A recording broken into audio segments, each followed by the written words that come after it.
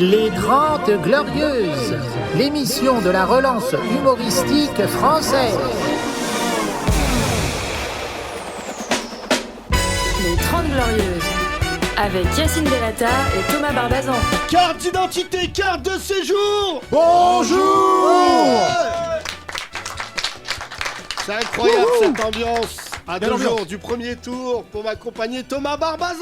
Bonjour. Premier tour de quoi? De la présidentielle française. C'est vrai, on en parle. Française, oui. Et bonjour mesdames et messieurs à Yacine Delata. Qu'est-ce que c'est que... J'ai fait un trou dans ma chemise, ça arrive. Excuse-moi, j'ai perdu 7 kilos. Ça sort Ramadan. Mais là, t'as la chemise de Hulk. Y a pas regardez, meilleur, après la transformation de... J'ai pas meilleur diététicien que Dieu. Ah ouais, d'accord. J'en ai rencontré, hein. Okay. Mais quand Dieu il dit voilà. Tu ne touches plus au chocolat... C'est un peu lui le patron de Comme J'aime, quoi. C'est ça? Un peu...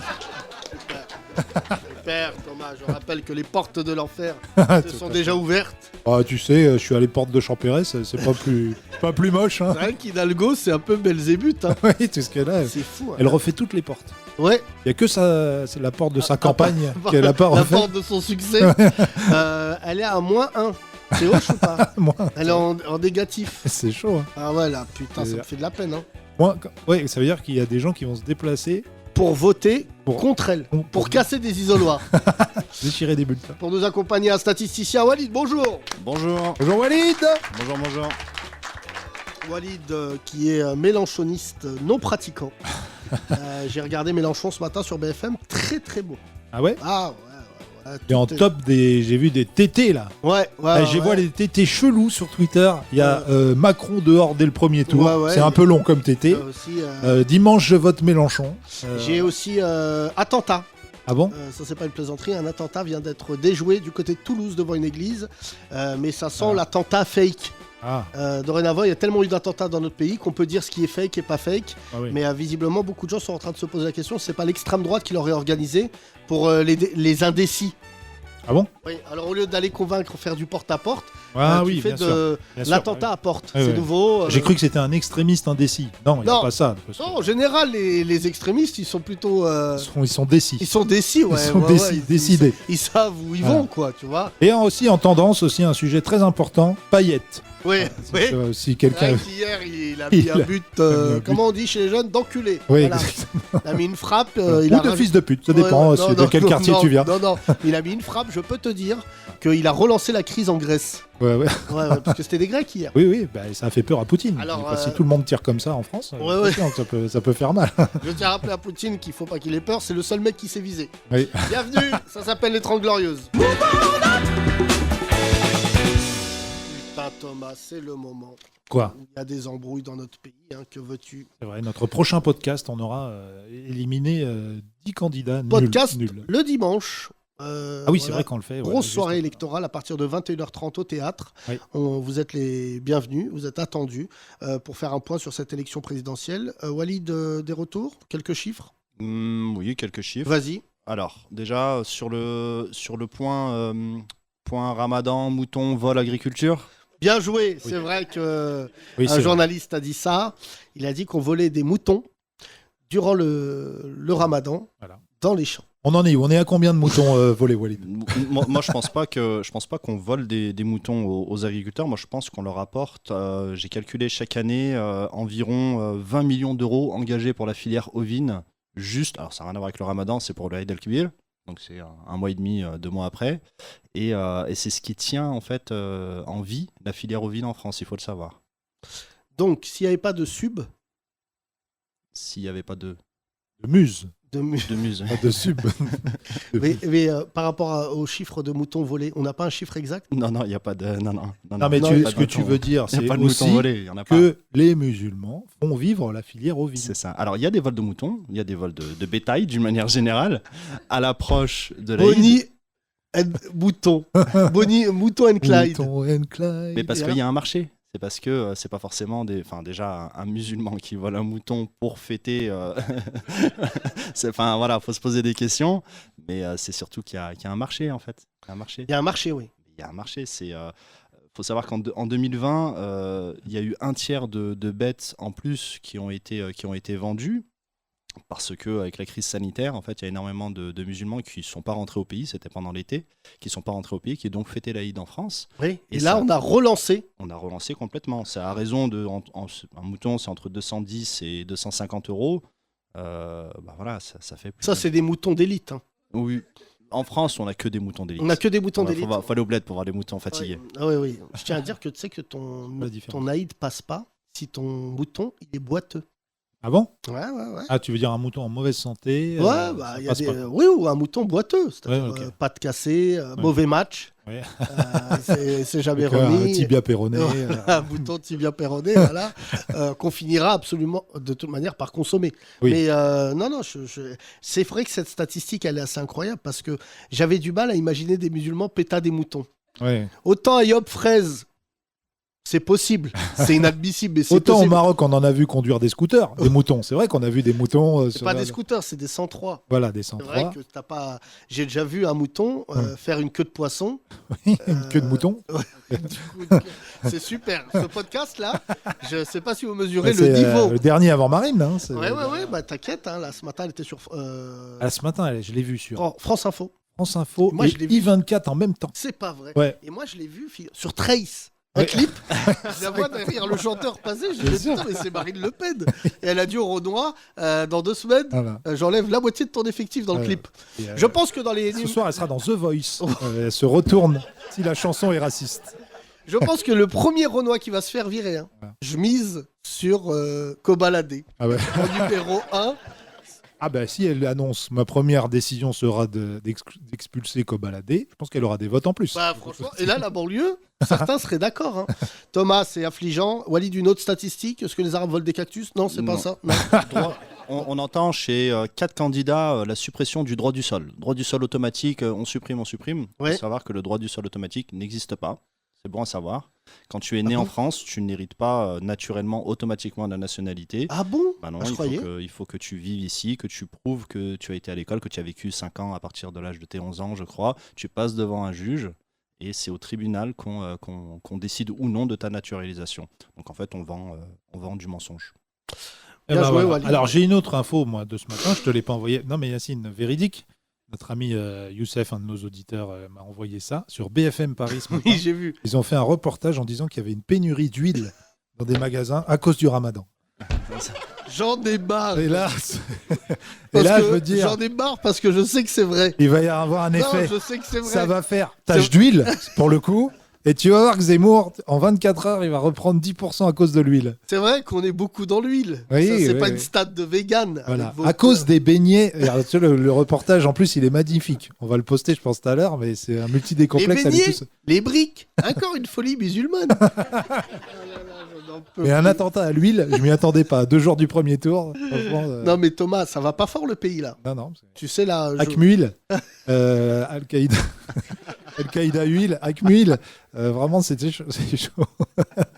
Nous voulons 8000 litres. Parce que tu as parlé du droit du sol, mais là c'est le droit du tournesol. C'est ça, voilà, du colza. Magnifique. Et là c'est chaud. Là. Le droit de tournesol, alors là je n'avais pas vu venir. Thomas, on est en roue libre, hein. Dimanche je m'en bats les couilles, je vais avec ma valise. Tu viens directement parce qu'il y aura aura des navettes directement vers Orly. Oui, j'ai vu que les transports en commun, le RER qui t'amène à Charles de Gaulle, sous Le Pen sera gratuit. Tu viens, tu dis bonjour, je suis noir. Bah allez-y, monsieur, prochain arrêt, Charles de Gaulle. Non mais là, j'ai vu, il y a une agence de bobo là, t'as vu qui a lancé un truc Retour au pays. J'ai oublié le nom, ils font de la pub partout là, qui dit que le retour au pays, c'est qu'ils le payent. D'accord. J'ai pas vu l'agence. Nous, on faisait un jeu à l'époque qui s'appelait Retour au bled. Retour au bled. Je rappelle, sur on avait un beau slogan en plus. C'était Hortefeux vous paye l'aller, on vous paye le retour. Ouais, exactement. Ça, c'était un beau slogan. C'était à l'époque d'Hortefeux, c'est vrai. Dans les années 70, ça existait. C'était institutionnalisé, ce retour-là contre la prime. Tu t'asseyais sur ta carte de séjour, tu rendais ta carte de séjour, on te donnait je vais pas dire de bêtises, il me semble que c'était 10 000 francs. Et ça n'a pas marché. Il y a pas eu Personne n'a voulu rentrer. Non, voilà où on en est maintenant. 10 000 francs. C'est quand même un F3. Non, mais Thomas, tu sais, là, franchement, tout le monde a craqué, là. Là, maintenant, c'est vraiment, ça se joue dans un mouchoir de poche entre Mélenchon, Le Pen et Macron. Ah oui. Ouais, j'ai écouté Macron tout à l'heure sur Beurre FM. Ce qui est bien, c'est que l'animateur a parlé plus longtemps que l'interviewé, Nasser Keitan. Il lui a rappelé l'histoire des Arabes depuis 1936 et le président a lui dit excuse-moi, on va y aller. Non, j'ai vu que le président, il essaye. Ça se voit maintenant d'aller chercher un électorat qui lui permettrait d'être un peu confortable. Là, tous les pourcents comptent. Hein. Il est temps. Hein. Là, je te dis, là, tu as 1% à donner à Macron. Ouais. Tu vois, par exemple, si toi, tu es représentant des chauves. Voilà, exactement. Voilà, exemple, les gilets chauves. Ouais, les gilets chauves. Tu lui amènes 1% de chauves. Franchement, il t'écoute de beaucoup ouf, de chauves. Dans notre auditoire, beaucoup de mélanchonistes. Oui, si on avait des stats, nous, c'est plutôt chauves, mélanchonistes. On a beaucoup de profs d'histoire géo, du coup, de techno. Voilà.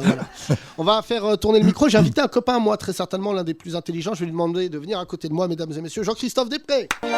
Les 30 Glorieuses. Viens, Jean-Christophe, viens.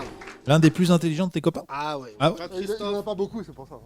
Non, si, il a beaucoup de copains, mais c'est vrai qu'il y a beaucoup de Golemons. Ça va, toi. Jean-Christophe, t'as une fierté amicale et fraternelle, du coup. Oui. Ça fait des années, ça fait 20 ans qu'on se connaît. Et on s'est rencontrés dans des dîners mondains. Et Jean-Christophe faisait partie des gens les plus marrants du dîner, parce qu'il les insultait tous. Et j'ai dit, lui, ça va être mon ami. D'accord. Rappelle-nous ton histoire, Jean-Christophe. Tu as bossé, tu viens de Sciences Po ? J'en viens, non pas à l'instant, non. Mais pardon, non, j'en viens pas à l'instant. Mais si vous entendez comme ça, c'est pas qu'il est étouffé, c'est que c'est le dernier Français qui met un masque. Ouais. Et FFP2 en plus. Je suis le dernier FFP2, effectivement. Ouais. Et alors je suis le dernier Français qui prend des décisions fondées sur la science. Donc, effectivement, j'ai fait ce truc-là, où j'ai rencontré un certain nombre de pontes des régimes actuels. Et c'est après, quoi ta promo 91.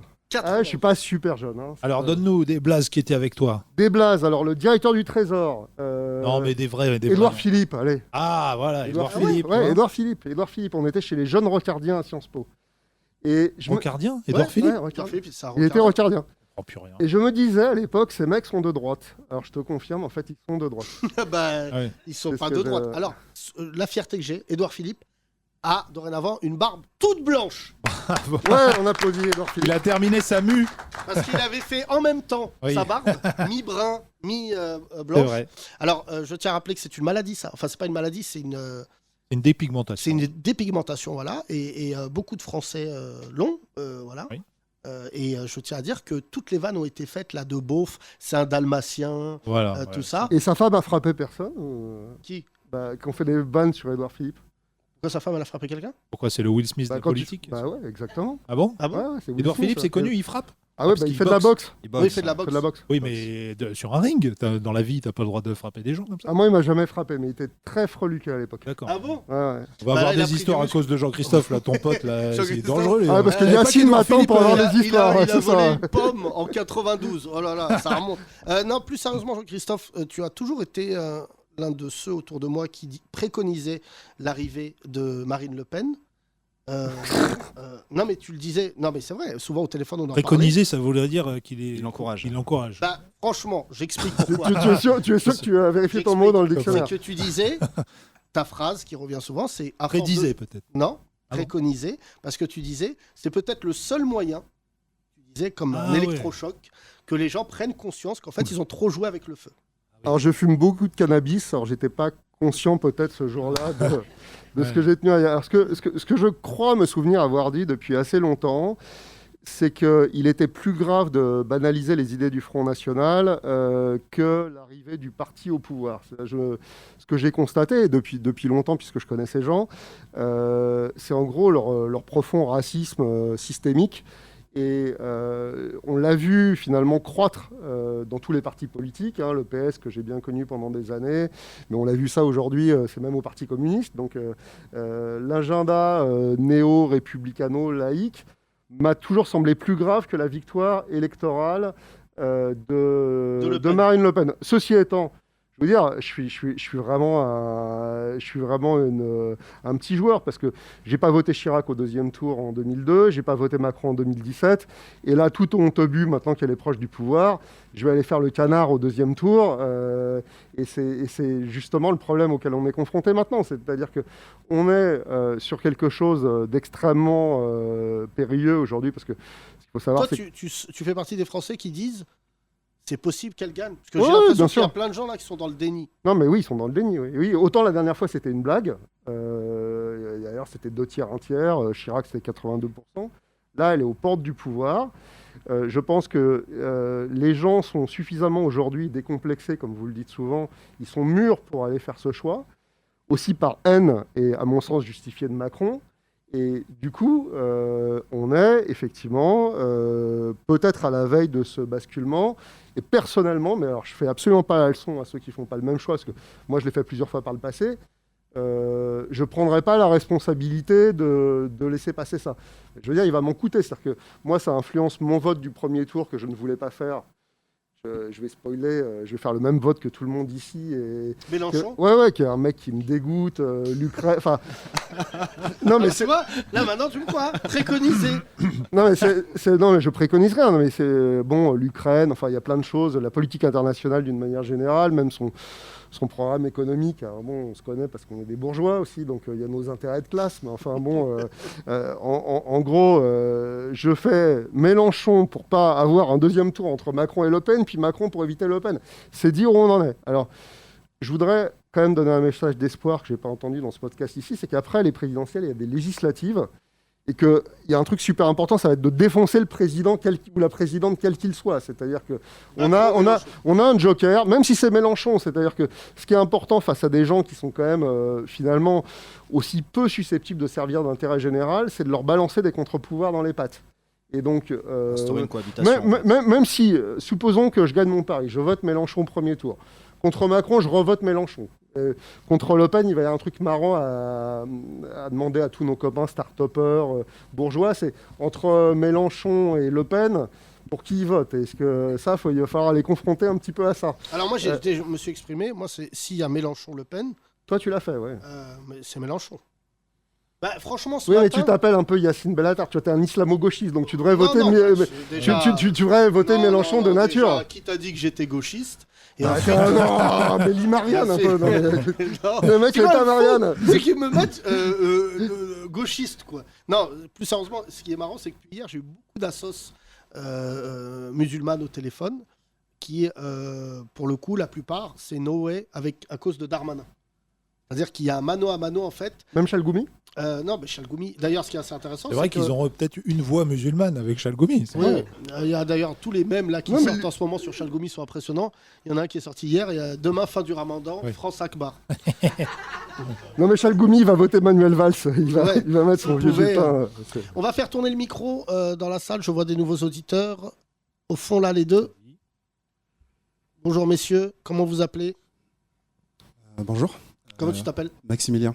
Maximilien, tu fais quoi dans la vie? Je suis ingénieur courant faible. T'es ingénieur courant faible.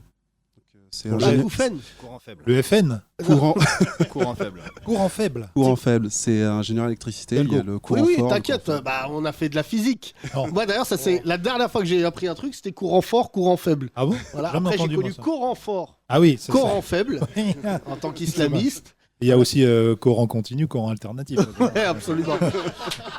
Maximilien, tu n'as pas du tout le prénom de ta pigmentation. Tu l'as déjà dit? Ni ta dégaine de Kaira. Tu es de quelle origine? Côte d'Ivoire. Ah oui, pas mal, pas mal. Tu es né en France, pas du tout? Oui, je suis né en France, oui. Où ça? Bordeaux. Ah oui, donc à toi tout seul, t'es une énigme. Tu dois être le seul Renoir de Bordeaux qui n'a pas joué au Girondins. Il n'y a pas beaucoup de... Il n'y a pas trop de quartiers populaires à Bordeaux. Non, pas trop. Il y en a quelques-uns. Bah, c'est Bordeaux qui m'a fait un peu apprécier la droite, parce que Juppé, il a fait quand même un taf de malade là-bas. C'est vrai qu'après 2000, quand il a commencé... Pardon ? Je disais qu'après 2000, effectivement, quand il a commencé à vraiment transformer quand même, la ville, Bordeaux, c'était une ville où vous avez fait de l'oseille, je te le dis, t'es pas rancunier avec tes ancêtres. Ouais. Mais juste pour revenir, tu vas voter quoi ? Je vais pas voter extrême droite, c'est sûr. Tu vas pas voter ? Je vais pas voter extrême droite, ouais. c'est sûr. Je pense on n'est pas une surprise après. Je pense que je vais voter Mélenchon, effectivement. Les deux, le premier tour ? Premier et deuxième, oui. Deuxième s'il passe. S'il passe pas ? S'il passe pas, Macron. Macron. Tu joues pas, toi, avec le... Non. Abstention, tout ça, non. Non. Autour de toi, c'est comment vous en avez parlé, autour de toi ? C'est-à-dire que ton entourage ? Autour de moi, la plupart de mes amis votent effectivement gauche. Mélenchoniste. Et c'est vrai qu'après, c'est des discussions assez animées parfois. Bah, là, vous êtes violent, Maximilien, c'est que vous avez mis un maire de gauche à Bordeaux, pour pas dire écolo. Oui. et que vous n'avez rien trouvé de mieux que le défoncer au bout de 2 mois. Parce que vraiment, pour le coup, la ville se prête au vélo, enfin, tu vois, elle est écolo-compatible bobo. Et en fait, c'est le maire ou la mère ? La mère. La mère. Le maire. Et vraiment, je vois les campagnes contre lui, mais surtout parce qu'on en a déjà parlé dans ce podcast, c'est l'arrivée massive des bobos parisiens dans votre région. Oui, c'est vrai que Bordeaux se transforme énormément avec l'arrivée d'une population parisienne. Et j'ai pas mal d'amis qui sont un petit peu réfractaires à ce changement. Parce que forcément, tu as les loyers qui augmentent, un changement de population, de nouvelles activités qui arrivent aussi. Et eux s'y retrouvent plus, quoi. Merci Maximilien. C'est pas une émission en ASMR que vous écoutez. Oui, c'est ce que j'allais dire. C'est que Maximilien, t'es le Renoir que je connais qui parle le moins fort d'Europe. Voilà. Ouais, je parle. Et l'insoumis le moins vénère de là, France. Vous le voyez pas, mais je suis énervé. Voilà. Je suis un fou. Moi, je pense qu'il faut brûler les capitalistes. Merci Maximilien. À côté de toi, comment il s'appelle ? Julien. Voilà. Julien, tu fais quoi dans la vie ? Je suis diagnostiqueur immobilier. Diagnostiqueur immobilier. T'es entre le médical et la pierre. Je suis un peu sale. C'est-à-dire, toi, tu viens, tu dis ici, ça va prendre tant du mètre. Pas vraiment, je fais une sorte de contrôle technique des appartements et des maisons avant qu'ils soient vendus ou loués. Ah oui, par t'es exemple. huissier, quoi. Pas vraiment non plus. Non, tu regardes s'il y a de l'amiante, tout ça. Exactement. C'est pas vrai. Si. Parce que là, par exemple, je connais quelqu'un qui a vendu son appart. Hop, il y avait de l'amiante. Et hop, dedans. dans le huc. Ah merde, Donc il faut pas faire venir Julien. Voilà, exactement. Oh là là, on risque d'avoir un cancer dans les 2 mois, mais c'est pas de ma faute. Non, de la menthe. Il y a de la menthe. Vous inquiétez pas, c'est rien. C'est arabe. C'est génial, il y a de la menthe. Ça rafraîchit, c'est rien. Oh là là, quelle cruauté. Tu viens d'où ? De Bordeaux aussi ? Non, du tout. Moi, je suis d'Île-de-France. Où ça ? Gif-sur-Yvette. Gif-sur-Yvette ? Exactement. Oui. C'est ça que tu connais. C'est la ville qui a donné son nom au GIF. C'est de là-bas que viennent les GIFs. C'est là-bas qui ont été créés. Alors, c'est Gif-sur-Yvette et non pas Juif-sur-Yvette. Non, il y a Ville-Juif et Gif-sur-Yvette. Tu peux éviter un attentat. Juif-sur-Yvette, voilà, je tiens à dire qu'il y a... Et Ville-Juif aussi, que c'est pas une ville où il y a que des Juifs. Pas du tout. Il y a quelques Golemons en banlieue qui y vont. Exactement. Voilà, et c'est d'ailleurs là-bas qu'il y a eu une tragédie aussi, un attentat pour le coup. Il y a eu aussi une policière tuée. Sid Ahmed Glam, c'est le nom du terroriste. Revenons parce à toi, qu'il Julien. croyait qu'il y avait des Juifs à Villejuif, comme Absolument, tu disais dans c'était ton la spectacle. Blague. C'était le premier spectacle, ne m'en voulez pas, j'ai oublié la blague. Après, il voulait faire un attentat pour tuer des Russes au Kremlin-Bicêtre. Voilà, donc, ça c'était la fin de la vanne de Thomas, qui était hyper drôle devant des gens qui étaient normaux, mais eux, ils n'ont pas de goût. Oui, non, mais ils sont insoumis à l'humour. Voilà. Julien, revenons à toi. Tu vas voter quoi, toi ? Je vais voter écolo premier tour, je pense. Tu me dégoûtes, vas-y. Et deuxième tour contre le Front National s'il passe. D'accord, ouais, t'as pas l'air d'y croire. Ah là, les deux, ça va être sympa vos discussions, non ? Bon, moi, je sais pas. Grâce au podcast, déjà, je m'y intéresse plus. C'était quelque chose que... Il y a plein de gens qui m'envoient des messages en disant « Grâce à vous, j'ai repris goût à la politique ». Il y avait une émission qui donnait goût avant, c'était les Guignols de l'info. Et ensuite, tout simplement, tout ce qu'il y avait à l'époque sur Canal+. Canal+, il y avait plein d'émissions qui te donnaient envie de t'intéresser à la vie politique. Moi aussi, j'ai eu un mec qui m'a dit je vous réécouterai quand vous parlerez plus de politique. Ah bah nous écoutons plus. Mec... non, enfin on fait des blagues et tout, c'est marrant, mais je pense qu'il faut être réaliste. Si Marine Le Pen passe, je pense qu'on sera 5 artistes en France. Faudra appeler. Il restera 5 arabes et noirs dans le stand-up. Non, ça va faire le ménage. Non, mais c'est franchement, c'est pour ça que je vais pas voir les humoristes. Mais quand je vais voir un humoriste qui me fait un sketch en ce moment sur le célibat, qu'il est rebeu renois, je dis mec. Marine Le Pen est célibataire. Oui. On peut lier le sketch à... Non, mais il y a plein de vannes à faire. Et je pense que, tu vois, Jean-Christophe était le seul contemporain, mais dans les années 80, les artistes, quand même, il y a eu le charme de Mitterrand, tout ça, mais beaucoup s'étaient, insurgés durant une décennie contre Giscard. On parle souvent de Giscard, Mitterrand. Tu me coupes si j'ai tort, Jean-Christophe, mais dans mes souvenirs, et c'est pour ça que beaucoup d'artistes aujourd'hui des années 80 ont disparu malheureusement, mais tous pendant 10 ans, ils avaient vraiment fait chier ce qu'on appelait la France de Giscard. Toi, tu étais déjà né. Quand on dit France de Giscard, c'était quoi ? C'était une France 74-81. Il y a eu des concerts en 80 qui s'appelaient Rock Against Giscard. Il y avait les groupes punk de l'époque, parce qu'il n'y avait pas encore de rappeurs. Et sinon, les comiques, il y avait des comiques drôles giscardiens. Le Luron était super drôle, il était vachement de droite. Desproges n'était pas spécialement de gauche. Donc, si tu veux, il y a une espèce de mythe, effectivement. Il y a Bedos qui est devenu le comique officiel de la Mitterrandie, mais c'était pas spécialement le truc. C'est que, surtout, ça puait moins. C'est-à-dire que tu peux penser que des proches, quand ils balançaient une blague raciste, c'était pas Gaspard Proust. Donc, tu pouvais dire le mec se foutait de la gueule des racistes. Là, aujourd'hui, tu sais plus. Et le Luron, même s'il était plutôt de droite et tout, il a fait des sketchs sur Giscard très acoustiques, avec des proches d'ailleurs, où il critiquait beaucoup. Non, mais Giscard. de toute manière, ils avaient une fierté. Je compare, moi, je pourrais faire ça avec le comte de Bouderbala, peut-être Njijol, peut-être Fabrice. C'est que même si les mecs se côtoyaient pas, se voyaient pas, ils se passaient des coups de fil en disant viens, on fait chier. Tu vois, le mariage, le Luron, Coluche, où ils ont traversé. C'était les Champs-Élysées, je crois d'ailleurs. C'était les Champs-Élysées. Bah, tu vois, tu dis le Luron et les Giscardiens, Coluche, je crois, il n'y a pas plus mec à gauche. Limite, le PS a profité de l'appel d'air de Coluche pour créer une identité.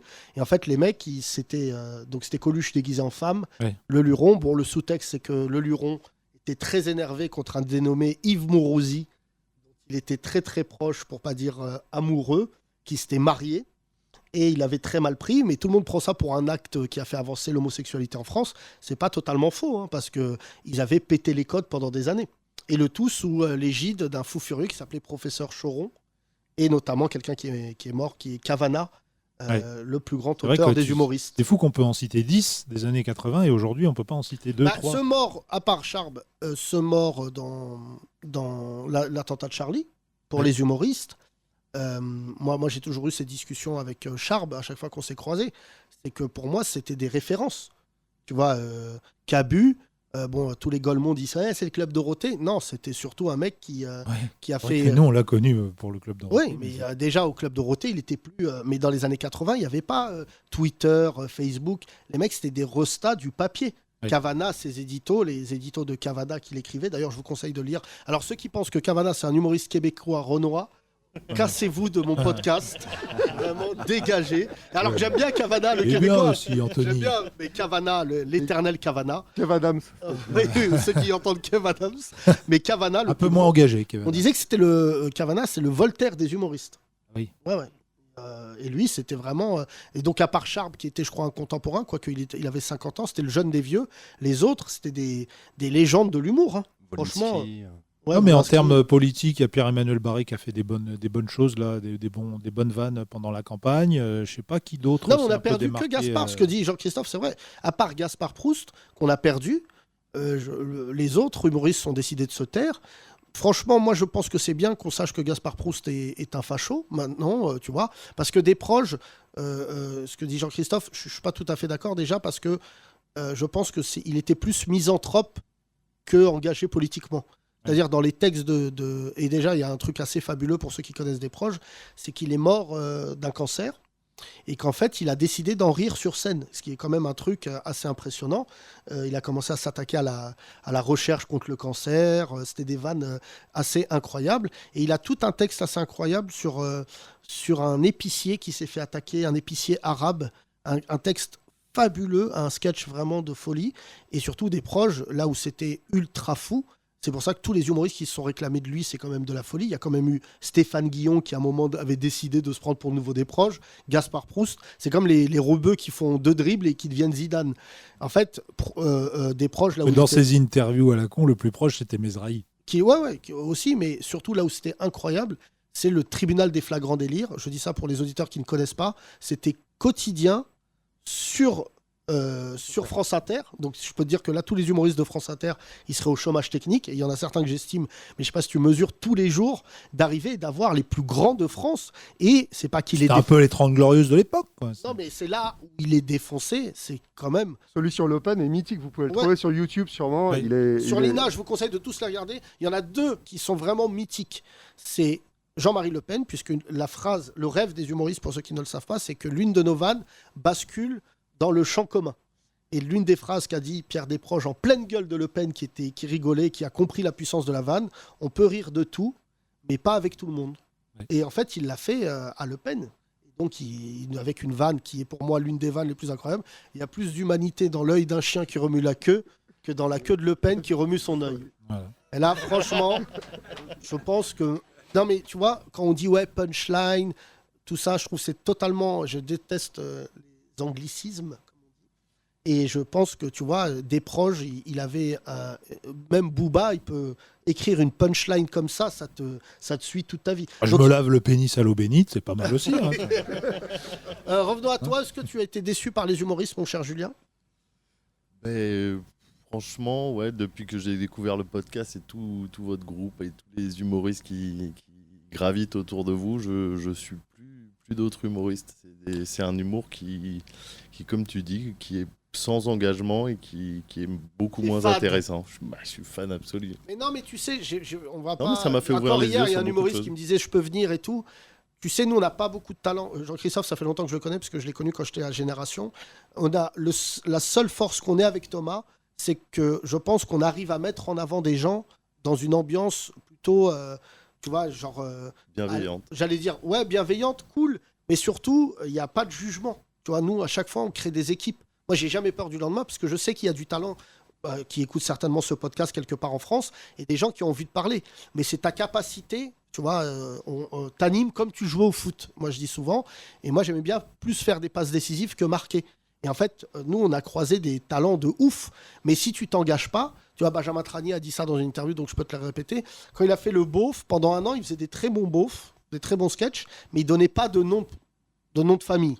Et je disais, donne des noms propres. Non mais, gars, il n'y a pas de médecin en face, on s'en bat les couilles. Maintenant, il en donne trop. Maintenant, c'est devenu une sulfateuse. Mais un jour, il a fait une vanne sur Farid.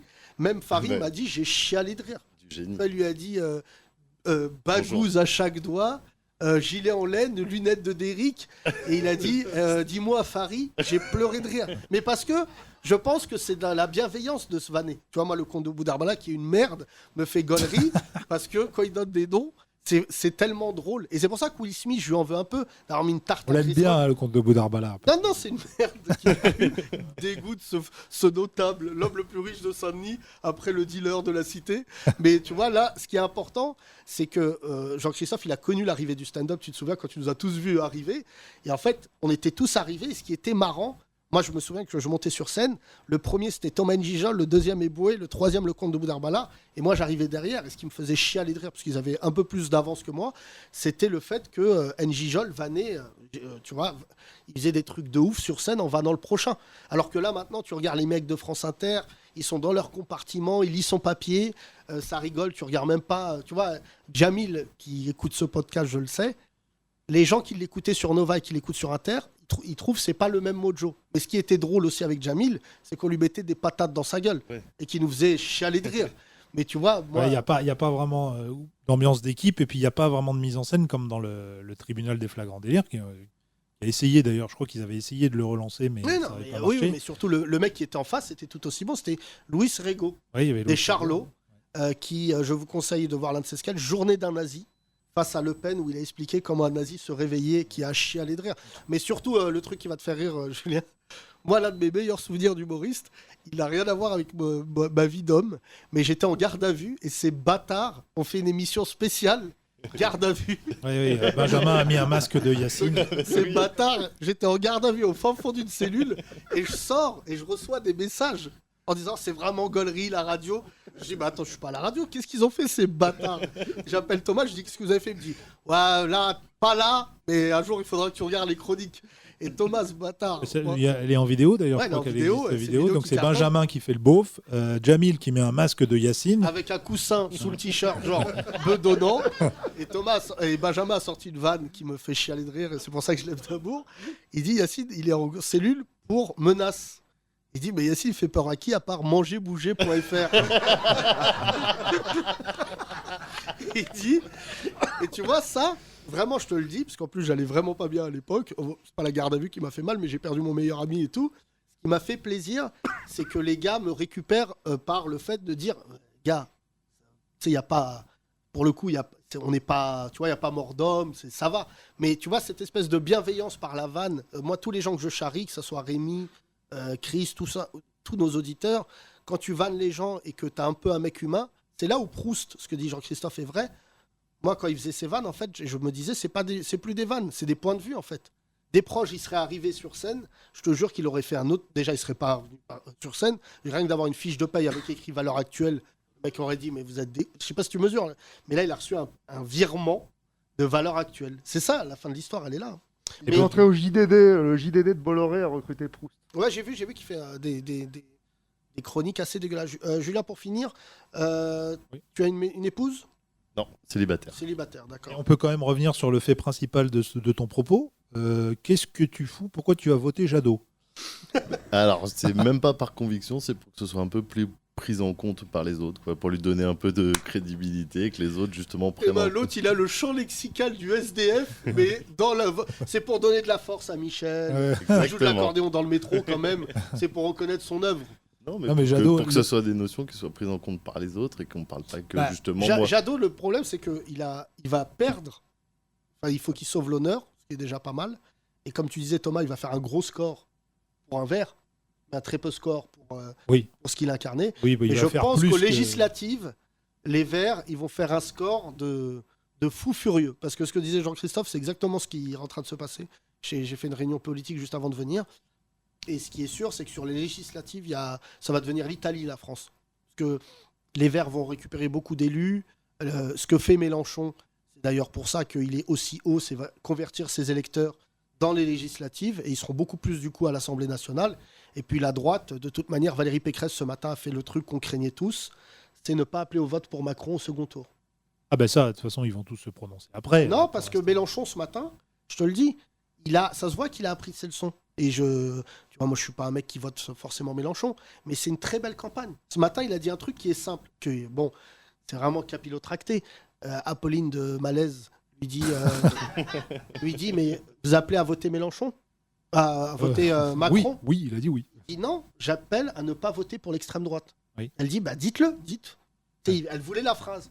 Et il dit, c'est simple. Ouais. J'appelle à pas voter pour l'extrême droite par élimination. Voilà, il veut pas il veut pas dire la phrase. Il veut pas dire le nom propre. Qu'est-ce que tu bois, du lait ? Non, je bois quelque chose qui sort de la vache. mais je pense que Jean-Luc Mélenchon a pris conscience aussi d'un truc et dont on parle assez peu, c'est que un parti populiste d'extrême droite au pouvoir, mis à part Trump, c'est très difficile à déloger. Ça se fait réélire. C'est la Hongrie. 4 fois. 4 fois, c'est 20 ans. Orban, voilà, c'est ça. Donc ça veut dire qu'elle va mettre en place le trentennat si elle est. Non, mais institutionnellement, quand la France est un pays avec des institutions fortes, quoi qu'on en dise, mais tout de même, tu peux refaçonner le pouvoir pour le garder. Et ça s'est vérifié, mis à part pour Trump, ça a été un peu différent parce que les États-Unis, c'est un autre système. Mais en général, quand un homme d'extrême droite arrive au pouvoir, il y a aussi une grosse pression populaire. Qui va à son encontre et donc ça le referme sur lui-même et sur son... En fait, il y a un tel travail de propagande et aussi de vote de nouvelles lois, de plein de restrictions que la population s'en trouve muselée et c'est très très compliqué de les déloger une fois qu'ils ont accès au pouvoir. Donc, ce qui sera intéressant, c'est de voir qui va collaborer dans le patronat.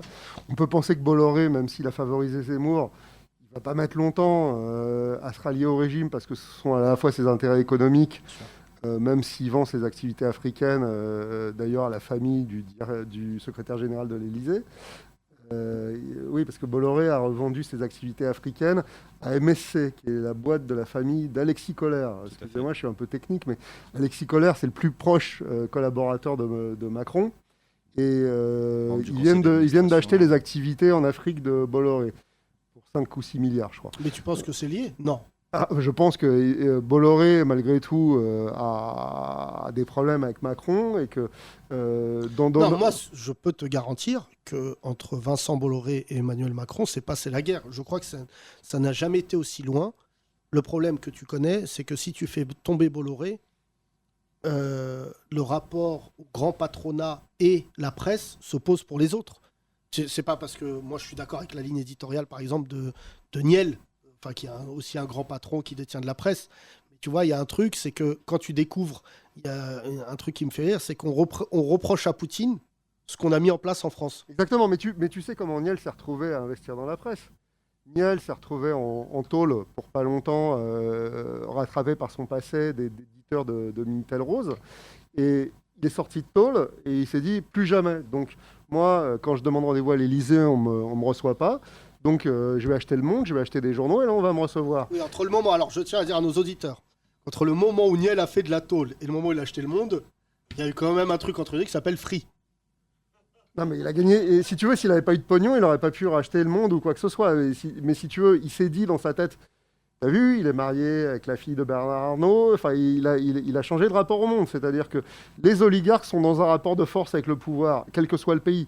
Même en Chine, Xi Jinping, il a tourné ça plus à son avantage, mais globalement, il y a une lutte de pouvoir entre le pouvoir politique et le pouvoir de l'argent.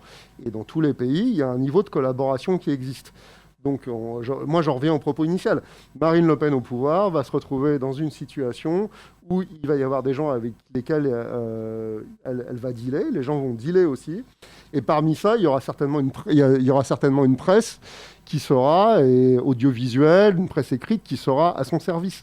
Alors, c'est ce que tu viens de dire. Je pense Radio France et France Télé sont en panique depuis une semaine. Ça m'a été confirmé ce matin parce que Marine Le Pen les a prévenus. Si elle arrive au pouvoir, ils ferment le lendemain. Ah ouais? Bah oui, c'est la télé d'État. Pourquoi elle met pas ces mecs de valeurs actuelles à la place? Déjà, franchement, objectivement, on disait que c'était un grand corps malade, Radio France et France Télé. C'est vrai. C'est des endroits où on n'aime pas trop la diversité, les Arabes et les Noirs. Il faut un moment appeler un chat un chat.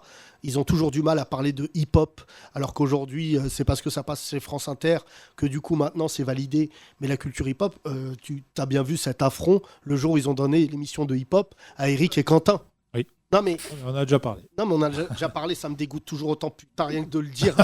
Et franchement, cette espèce de condescendance, franchement, là, je le dis parce que je ne vais pas le cacher longtemps, mais la réunion que j'avais là, elle se posait la question de la responsabilité de la génération Combini. C'est-à-dire ces gens bruts. Bon, brut, c'est autre chose parce qu'eux, ils font c'est un truc worldwide et tout. Mais cette espèce de c'est pas grave, c'est quotidien, tout ça, c'est pas grave, c'est pas grave.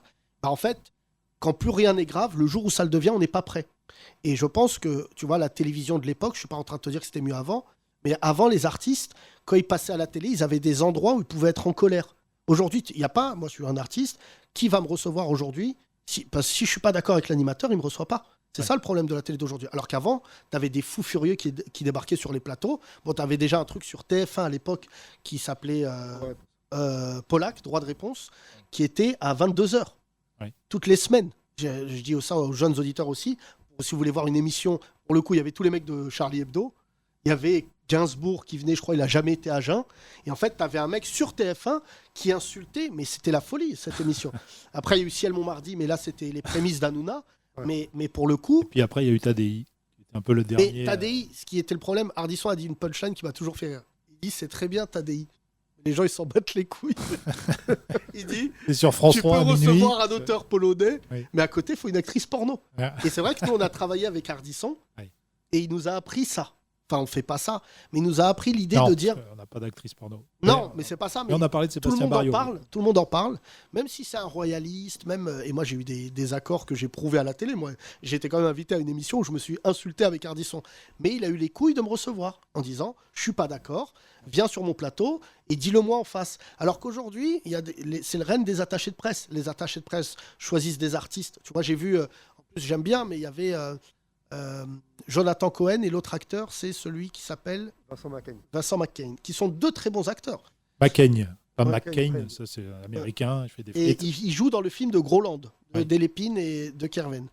Le film est politique, clairement. Le pitch est marrant et je pense que de toute manière, ils savent faire des films. Et si tu veux, ils ont été reçus par Quotidien. Bon, Yann Barthès est un mauvais intervieweur, ça dérange personne, mais si tu veux, tu dis, les gars, tout est fait pour gueuler là. C'est-à-dire que moi, je me souviens que les Guignols de l'info, tu te souviens, en 2002, ils avaient annoncé avant tout le monde le second tour et ils avaient rendu l'antenne. Tu ne te souviens pas de ce truc ? Non. Tellement c'était grave, ils n'ont plus osé faire des blagues, ils ont dit on arrête. Oui. Ils avaient arrêté les Guignols en plein milieu parce qu'ils disaient, et tu te souviens que les mecs arrivaient sur les plateaux télé groggy en 2002 en disant qu'est-ce qui se passe ? Là, le problème, ce qui va se passer, c'est que les gens dimanche soir, ils vont arriver sur les plateaux, ils vont dire Marine Le Pen est au pouvoir, mais la spéculation, parce que... Au second tour déjà. Il va être au second tour, mais surtout, c'est qu'est-ce que tu deals ? Puisque tu l'as déjà dit ici, vu que le calendrier électoral, c'est que 2 mois après, juste tu serres les dents, tu as les législatives. Donc il n'y a aucun intérêt à ce qu'un homme politique dise voilà. Bon, alors vu que c'est serré, on va rester prudent. Vous savez que moi, il y a 20 ans, j'étais en école de journalisme en 2002. où pendant des semaines, on a travaillé sur le deuxième tour Chirac-Jospin. Et Le Pen commence à monter un peu, Jean-Marie Le Pen, dans les sondages, mais aucun sondage avant le premier tour, aucun, n'avait donné Le Pen au deuxième tour. Il était même minimum à 3-4 points de Jospin. Et il y a un de mes collègues, Bernard Mananès, qui habite à Bordeaux maintenant, je le salue. Non pas Sananès, ça c'est celui de l'Institut de sondage, mais Bernard Mananès avait dit au prof, mais monsieur, il y a quand même Le Pen qui est en train de remonter, il s'agirait... Non, vous préparez le deuxième tour Chirac-Jospin, donc nous on a trimé pendant des semaines, à préparer pour faire une édition spéciale en radio à l'école de journalisme de Paris. Et lundi matin, bon, allez, on recommence tout, aucune auto-critique des journalistes en question, parce que notre prof de journalisme qui bossait au Monde à l'époque, allez, on se remet au boulot, mais monsieur, on vous avait prévenu qu'il fallait peut-être être un peu plus prudent en fait. Et ce que font les médias en ce moment de présenter le second tour sûr de Macron-Le Pen, ça nous trouble un petit peu, nous, dans notre envie de voter autre chose. Tu te souviens, Thomas, peut-être qu'à cette époque, les sondages étaient interdits de publication une semaine avant le premier tour. Et globalement, ça s'est cristallisé au dernier moment. Donc Le Pen montait. J'ai le souvenir parce que j'ai voté Jospin au premier tour, alors que Yacine le sait, je suis assez copain avec Taubira. Qui appelle à voter Mélenchon. Et qui appelle à voter Mélenchon. On se retrouve, Christiane. Bisous. Donc le truc est quand même monté dans la semaine. Ils étaient effectivement et il y a eu le responsable des sondages au PS à l'époque qui a fait une réunion pour leur dire mais attendez, ça craint, il faut absolument ils ont été dans un déni collectif majeur. Donc ça, si tu veux, et ce déni, il existe. Alors ce qui est différent d'il y a 20 ans, j'ai l'impression, c'est que, et je pense que c'est la responsabilité alors, de mecs comme Ardisson et politiquement de mecs comme Macron, c'est que maintenant, intellectuellement, on est dans deux choses majeures qui sont le confusionnisme. Vraiment, c'est quelque chose qui est important, c'est-à-dire la droite, la gauche, on ne sait pas bien. On est à la fois, la campagne de Macron, c'était je suis copain avec les musulmans, mais en même temps, je réaffirme les valeurs de la République. Donc on dit tout et n'importe quoi, comme on a fait d'ailleurs aussi sur le Covid. Et on est dans aussi une tendance qui est au déni du réel. C'est-à-dire que la science, finalement, n'a plus aucun ancrage dans la vie politique. Et ce que montre l'épisode McKinsey, c'est pas seulement de la concussion. L'épisode McKinsey, c'est les mêmes mecs au gouvernement, dans les cabinets de conseil, dans les trucs avec la même formation qui est en général, et c'est unique au monde, je tiens à insister là-dessus, qui n'est pas scientifique. Je sais, Yacine l'a dit, j'ai fait cette école qui, tu vois, c'est un peu comme une école de journalisme en fait, donc on est d'accord, on n'apprend rien à la sortie. Dans le monde entier, les gens, ils ont fait au moins 8 ans sur un sujet, ils ont fait un PhD, ils ont appris à questionner des articles scientifiques, à approfondir un sujet, à regarder les choses avec une méthode qui est différente. En fait. Nous, on fait des exposés en 10 minutes sur tout et n'importe quoi, donc on peut parler de tout et n'importe quoi, et c'est super. Et donc ça a amené à cette espèce de bouillie où maintenant... Médiocratie, comme le livre. Ouais, c'est ça, t'as des gens comme Rachel Kahn qui sont considérés comme des intellectuels, si tu veux, t'as envie de sauter de la falaise. Moi, je préfère Yacine, Oliver. tu la connais, Oliver. Non, mais moi, surtout, là où Rachel Kahn, ça me dérange, c'est que pour le coup, sa mixité était tellement complexe que ça me rassurait. Noire, juive, je me disais, pour le coup, j'en ai connu qu'un, c'est celui qui était Sammy Davis Junior, et celui qui était le coach, l'accompagnateur de Mohamed Ali, qui est joué par Jamie Foxx dans le film, qui était un noir juif. Voilà. Et avec une calvitie. Oui, chauve. Ça n'a rien changé. En fait, voilà. Mais ce qui m'a impressionné, c'est que en fait, elle a été avec Assa Traoré. Elle a milité auprès de la cause Traoré, qui est légitime, ma foi. Et en fait, quand elle a vu que ça ne marchait pas, elle a rejoint, pas, j'allais dire la cause juive, pas du tout, mais elle a rejoint le Printemps républicain et pire encore, pour défoncer tous les gens qu'elle avait croisés. Rokhaya Diallo, Assa Traoré. Et du coup, elle ne supporte pas l'idée qu'on dise « ouais, t'es une bounty », tout ça.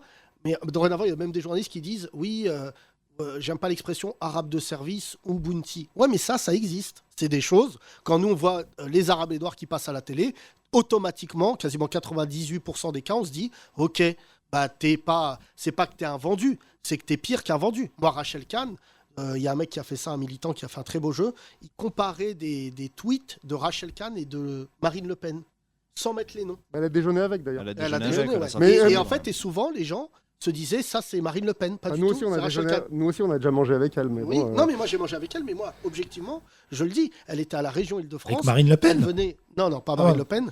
On a Rachel Kahn, on l'a connue, elle venait à Nova, tout ça. Maintenant, elle était au meeting de Macron, elle a passé sa journée à dire je vais être ministre. Je sais pas si là où je rejoins Jean-Christophe, c'est que la violence que c'est, et moi j'ai fait au peu d'amis que j'ai chez Macron, je leur ai dit si vous la nommez ministre, moi c'est pas je rentre dans l'opposition. Moi je suis pas Mélenchon, moi.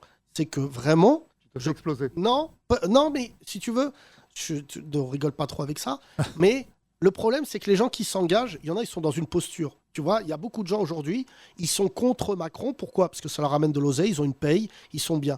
Soit t'es un vrai fou furieux, tu prends le maquis et tu gueules ta race et tu brûles tout, enfin, je veux dire moralement, et tu dis, voilà, il n'y a pas de je suis copain avec Rachel Kahn et le sujet des banlieues m'intéresse. Et c'est ça le confusionnisme, Bah c'est oui. ce que je dis, rien ne veut plus rien dire. Et donc du coup, c'est difficile d'avoir une lisibilité sur les événements, puisque les mots sont balancés comme ça en l'air.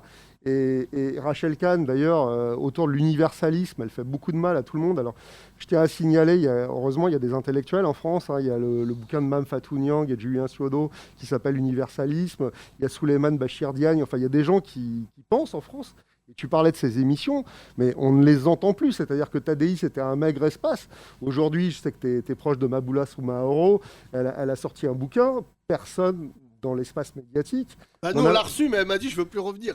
Bah, c'est Oh, dommage. ma boula. Alors c'était l'une des meilleures émissions, on l'a défoncé. Non, surtout ce que je me dis. Ma blanchité t'attend, ma boula. Non mais ce qui est ouf, c'est Fartif que Taras. non mais quand elle a fait bah d'ailleurs, c'est qu'ils ont les fachos, ils ont des termes pour nous éliminer comme ça.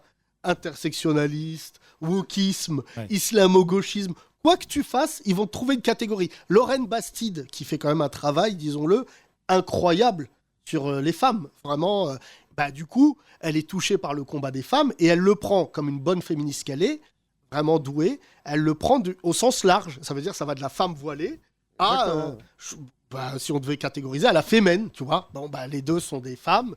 Mais non, en fait, quand elle a commencé à dénoncer le féminisme blanc, qui est quand même une sphère du printemps républicain, la nana, elle a juste dit, non mais les amis, une femme voilée, si elle vous dit je suis voilée parce que j'en ai envie, faut l'écouter. Ouais. Non, t'aimes les musulmans, tu vois. Et là, ce qui m'a fait rire, c'est que tous ceux qui ont créé ce système maintenant, ils en souffrent. Ménard, ça fait une semaine qu'il y a des montages sur lui déguisé en imam. Il l'appelle l'imam Ménard.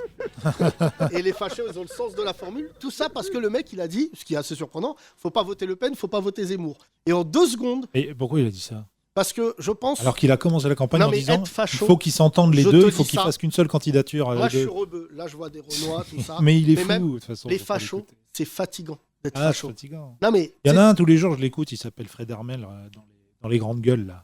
C'est un commentateur sportif d'ailleurs, il y en a beaucoup qui deviennent fachos, c'est bizarre. ils sont Riolo, lui... Voilà, Oh, il Pascal était Pro. peut-être déjà. Non mais parce que Pascal Pro, moi je l'ai eu comme prof, je vois bien que certains commentateurs sportifs, pas tous, on va pas les mettre tous, ils sont frustrés d'être journalistes sportifs parce qu'ils sont pas invités avec les dîners de leurs copains journalistes normaux, Il s'était intellectuels ou fait les politiques. croisés à l'école de journalisme. Voilà. Et il a dit, pas pu ouais, devenir, et il se l'a pété en disant, moi je lis Nietzsche et tout à l'école de journalisme, mais on s'en fout, nous on lit l'équipe, t'es prof de journaliste sportif, va pas nous faire chier avec tes philosophes, c'est pas le lieu en fait, et on le sentait frustré de ça.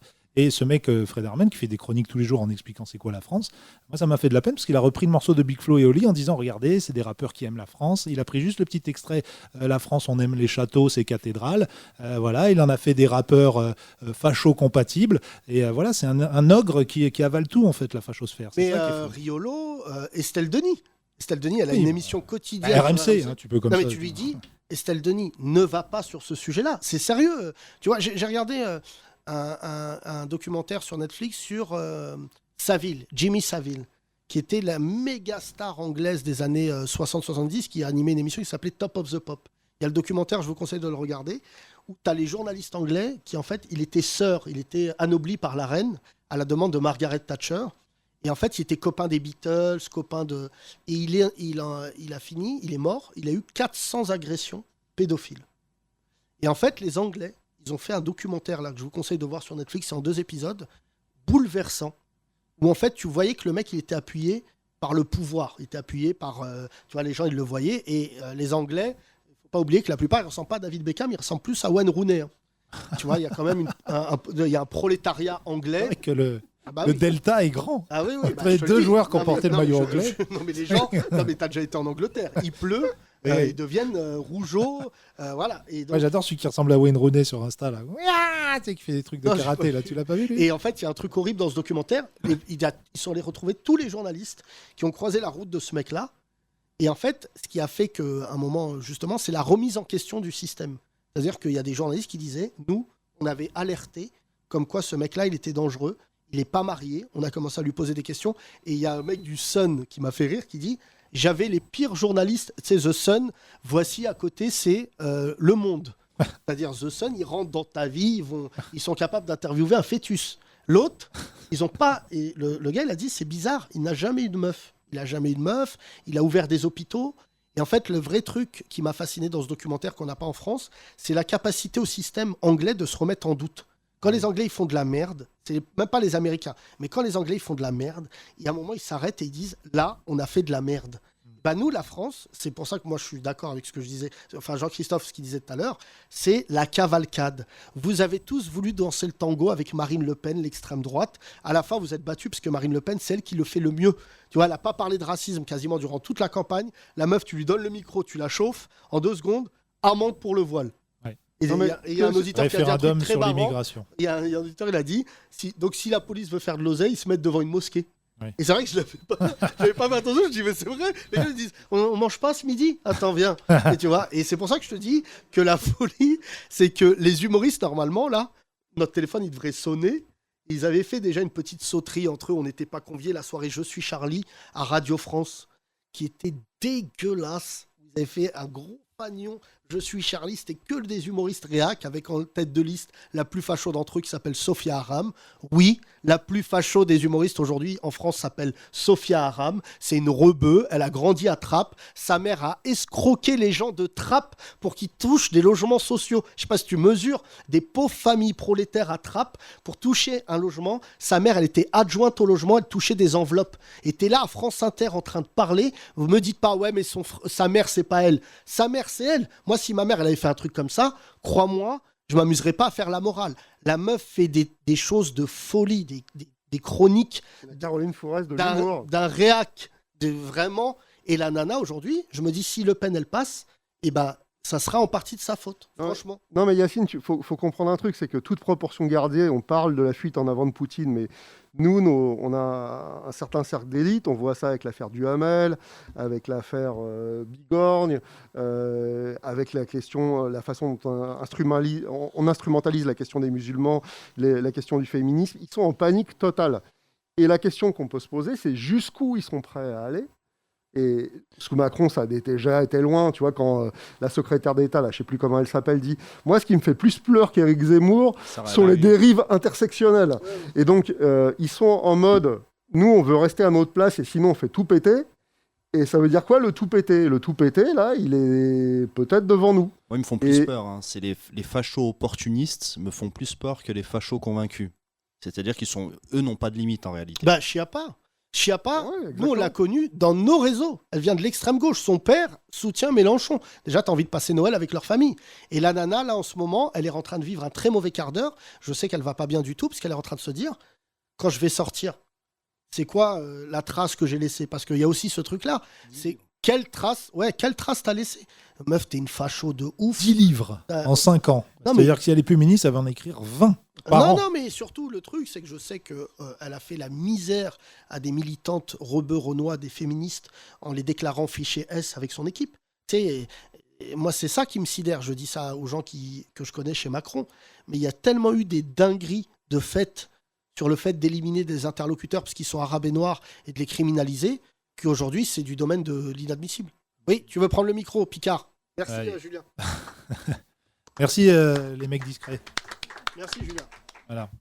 Tiens, toi, t'as jamais pris la parole. Qu'est-ce qui se passe ? Ils sont énervés aujourd'hui. Il y a quoi ? Franklin ? Ah ouais, Franklin, c'est... Il n'y a rien à tirer, Franklin. Vas-y. Ouais. Faites tourner le micro. Attends, pardon ? Attends, chut. Ah oui, c'est pour ça que c'est...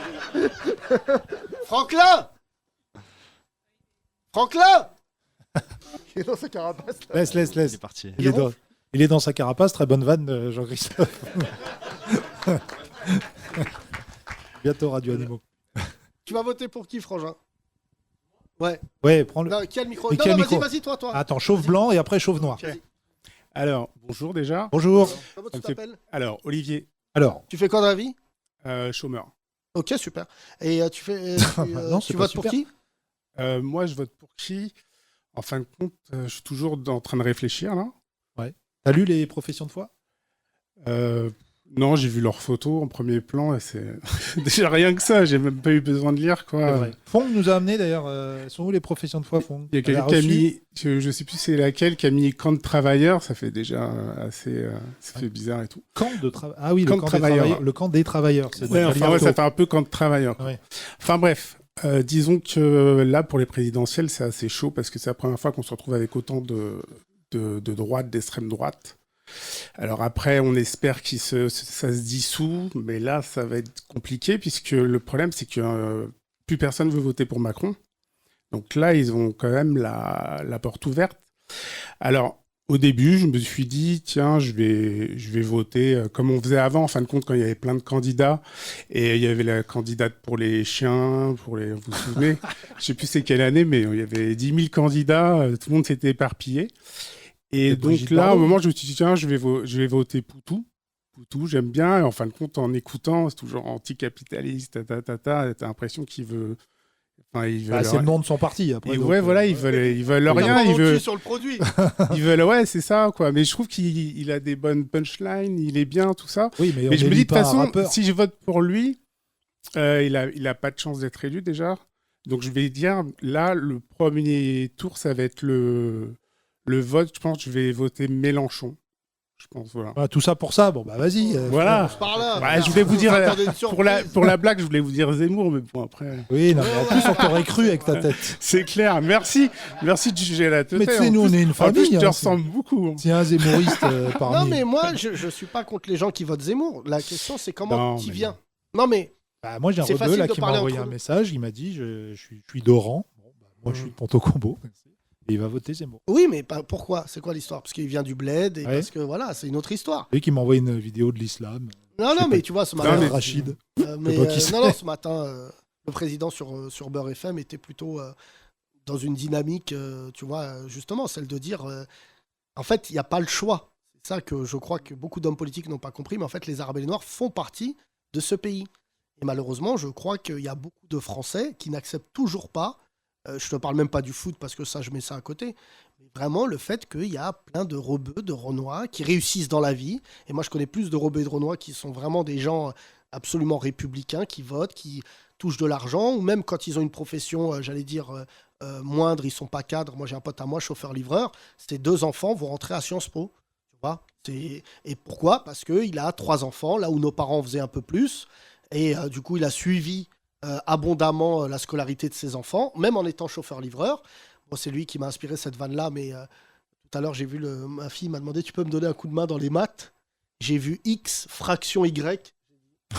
Je vais te payer des cours. Ah, c'est Tuto YouTube. Là, je peux te dire comment battre le Barça à FIFA. Mais je crois pas. Mais tu vois, le truc qui est impressionnant, c'est que la tristesse, c'est que je crois que là, il y a une passation de pouvoir aussi générationnelle avec nos enfants qui sont hyper développés, hyper ouverts grâce à Internet, tout ça, et surtout hyper scolarisés.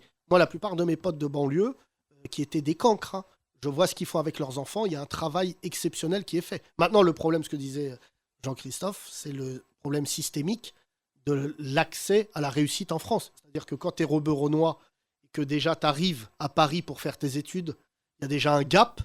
Et ensuite, il y a le gap, si tu veux envoyer tes enfants à l'étranger, là, il y a un double gap. Et il y a un pote à moi qui m'a dit, toute ma vie, j'ai fait travailler mes enfants pour qu'ils aient mention au bac. Il s'est rendu compte qu'un bac de banlieue, ça vaut pas le même prix qu'un bac dans Paris intramuros. Tu vois, il y a même des gens qui gardent leur boîte aux lettres pour que leurs enfants, et ça, c'est l'une des premières réformes, j'espère, mais Blanquer l'a pas voulu, c'est le retour de la carte scolaire, pour faire en sorte que nos enfants ils soient scolarisés dans des endroits où justement ils pourront évoluer. Oui, Walid? Tu sais que tu as, au niveau des bacheliers, par exemple, pour parler immigration et enfants issus de l'immigration, tu as, un très faible écart en fait, des personnes issues de l'immigration et des Français, on va dire, de Français depuis plusieurs générations, qui atteignent le bac. C'est 68% pour les Français on va dire, De souche. et 61% pour les immigrés. Un écart de 7 points sur une norme comme celle-ci. Avec pas les mêmes chances. Exactement. Et à caractère sociodémographique semblable, il n'y a plus d'inégalité. C'est la même chose. Merci mon cher Walid. On va donner le micro au dernier. Franklin. Laisse-le. Non mais ça s'entend. Ouais, exactement. Ben, prends le micro, frère. Franklin, ça va pas là. Faut que t'ailles dans le salon. Laisse-le. Chaton. Comment tu t'appelles, toi? Amara. Ah oui, Amara. Amara qui travaille chez Picard Surgelé. Exactement, Le enfin j'ai Renoir changé. le plus frais. Exactement, Ouais, de France. Alors, tu vas voter pour Rayon merguez. Bah moi je vais voter insoumis, hein, en vrai. Voilà, tu veux pas dire Mélenchon. On va faire barrage, hein. Ouais. Dès le premier tour. Dès le premier tour. Deuxième tour. Deuxième tour, ça va dépendre de qui reste. Hein. Mais tu iras voter. Oui, c'est sûr. La dernière Oui. Ouais, Hein t'inquiète. la dernière fois, j'avais voté Hamon et je faisais partie de ceux qui attendaient, qui donnent des instructions de vote. Dites Qui pas disent- ça quand vous avez voté Hamon, ça fait loser. Hamon, Non, qui il a- disent- Hamon, il a appelé Non, à Hamon, voter. Hamon, il a dit Macron. Il a voté Macron. On était que 6%, c'est le problème, quoi. Non, Ouais. oui, mais dès le premier tour, qui disent fuck au PS et qui s'allient avec Mélenchon. Non, mais. Oui, c'est c'est- vrai qu'on en avait parlé. C'était pas du. C'est pas du tout le même programme. Ouais, c'est pas. C'est-à-dire que Ouais. moi, mon vote à Mons, c'était un vote d'adhésion, alors que le vote de Mélenchon, enfin, je peux même pas croire que je vais faire ça. Mais au bout d'un moment, il y a C'est une vrai que question. t'as un pull Lacoste, donc t'es Une vraiment le question, seul. et on est deux à avoir, tu vois, c'est fédérateur, la Coste. C'est plus fédérateur Ça que va les en prison, politiques. surtout. Et donc, à Mons, c'était un vote d'adhésion pour tous les gens que je connais qui ont voté ça. Et le problème, c'est qu'à la fin, quand t'es 6%, tu te dis, ça va être dur, c'est mes idées, mais ça va être dur de conquérir le pouvoir. Donc là, on est dans une configuration tout à fait différente. Mais il y a 5 ans, tu pouvais pas dire j'hésite entre Hamon et Mélenchon. Ça n'avait et ça n'a juste rien à voir. Maintenant, ça va être après aux gens qui ont les idées de Hamon, c'est-à-dire le revenu universel, rester dans l'Europe, enfin un certain nombre de choses qui sont pas L'éducation nationale. l'éducation nationale qui sont pas couvertes par Mélenchon, de reprendre le pouvoir au sein de la gauche. Mais là, aujourd'hui, on peut pas se dire que Hamon aurait dû s'allier avec Mélenchon dès le premier tour. Ça avait aucun sens politique. Il faisait 14 points à un mois des élections. Après, Non, mais le dernier score de Mélenchon, il passe inaperçu parce que tout le monde était très haut. Oui. Tout le monde était très haut. Et lui, le problème, c'est que c'est vraiment Jean-Michel pas de chance. Il y a 5 ans, en fait, il est tombé. Même Fillon, malgré l'affaire Pénélope, il était vachement haut, tu vois. 20%.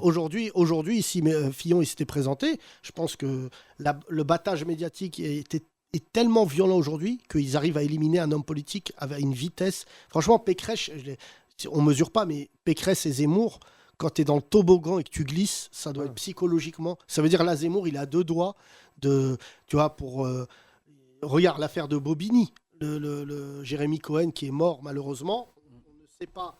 De toute manière, j'ose croire que déjà en soi, c'est horrible ce qui s'est passé et tout, qu'il soit juif ou pas juif. Ouais, C'est inadmissible. S'il s'avère qu'ils l'ont frappé parce qu'il est juif, alors là, ça rajoute du pire au pire. Mais j'aurais eu la même, on l'a déjà dit dans ce podcast, la même haine si c'était un musulman, si c'était un homo, si c'était chrétien, enfin bref. Mais là, tu as vu que Zemmour, il a essayé le tout pour le tout de rentrer dans l'affaire en disant l'antisémitisme. Il a dit des phrases horribles en disant Macron, il tolère l'antisémitisme. Et tu dis non mais attends gars, là c'est la foire... C'est la foire du coq en vin, là. C'est du coq au vin. Qu'est-ce que tu racontes, là? Tu vois, à un moment, la police a repris le dessus sur l'affaire en disant on ne veut plus que l'extrême droite s'approprie des faits divers, parce qu'à un moment, nous, on a un problème derrière.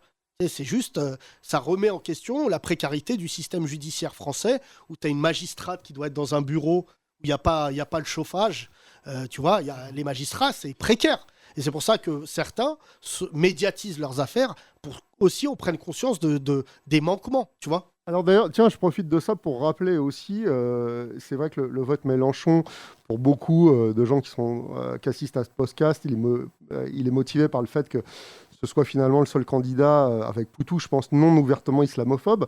Mais il faut aussi rappeler que Roussel et Jadot ont été manifestés avec les policiers factieux devant l'Assemblée nationale contre la justice. Et ça, pour un certain nombre d'électeurs de gauche, Pour Jadot, ça a été fatal. Hein. Totalement, oui, je pense que... Enfin, en tout cas, pour un certain nombre de personnes, ça a été un no-brainer. Au bout d'un moment, Nathalie Arthaud avait fait aussi une sortie sur le voile. Ouais. Jean Lassalle, non, je crois pas. Hein.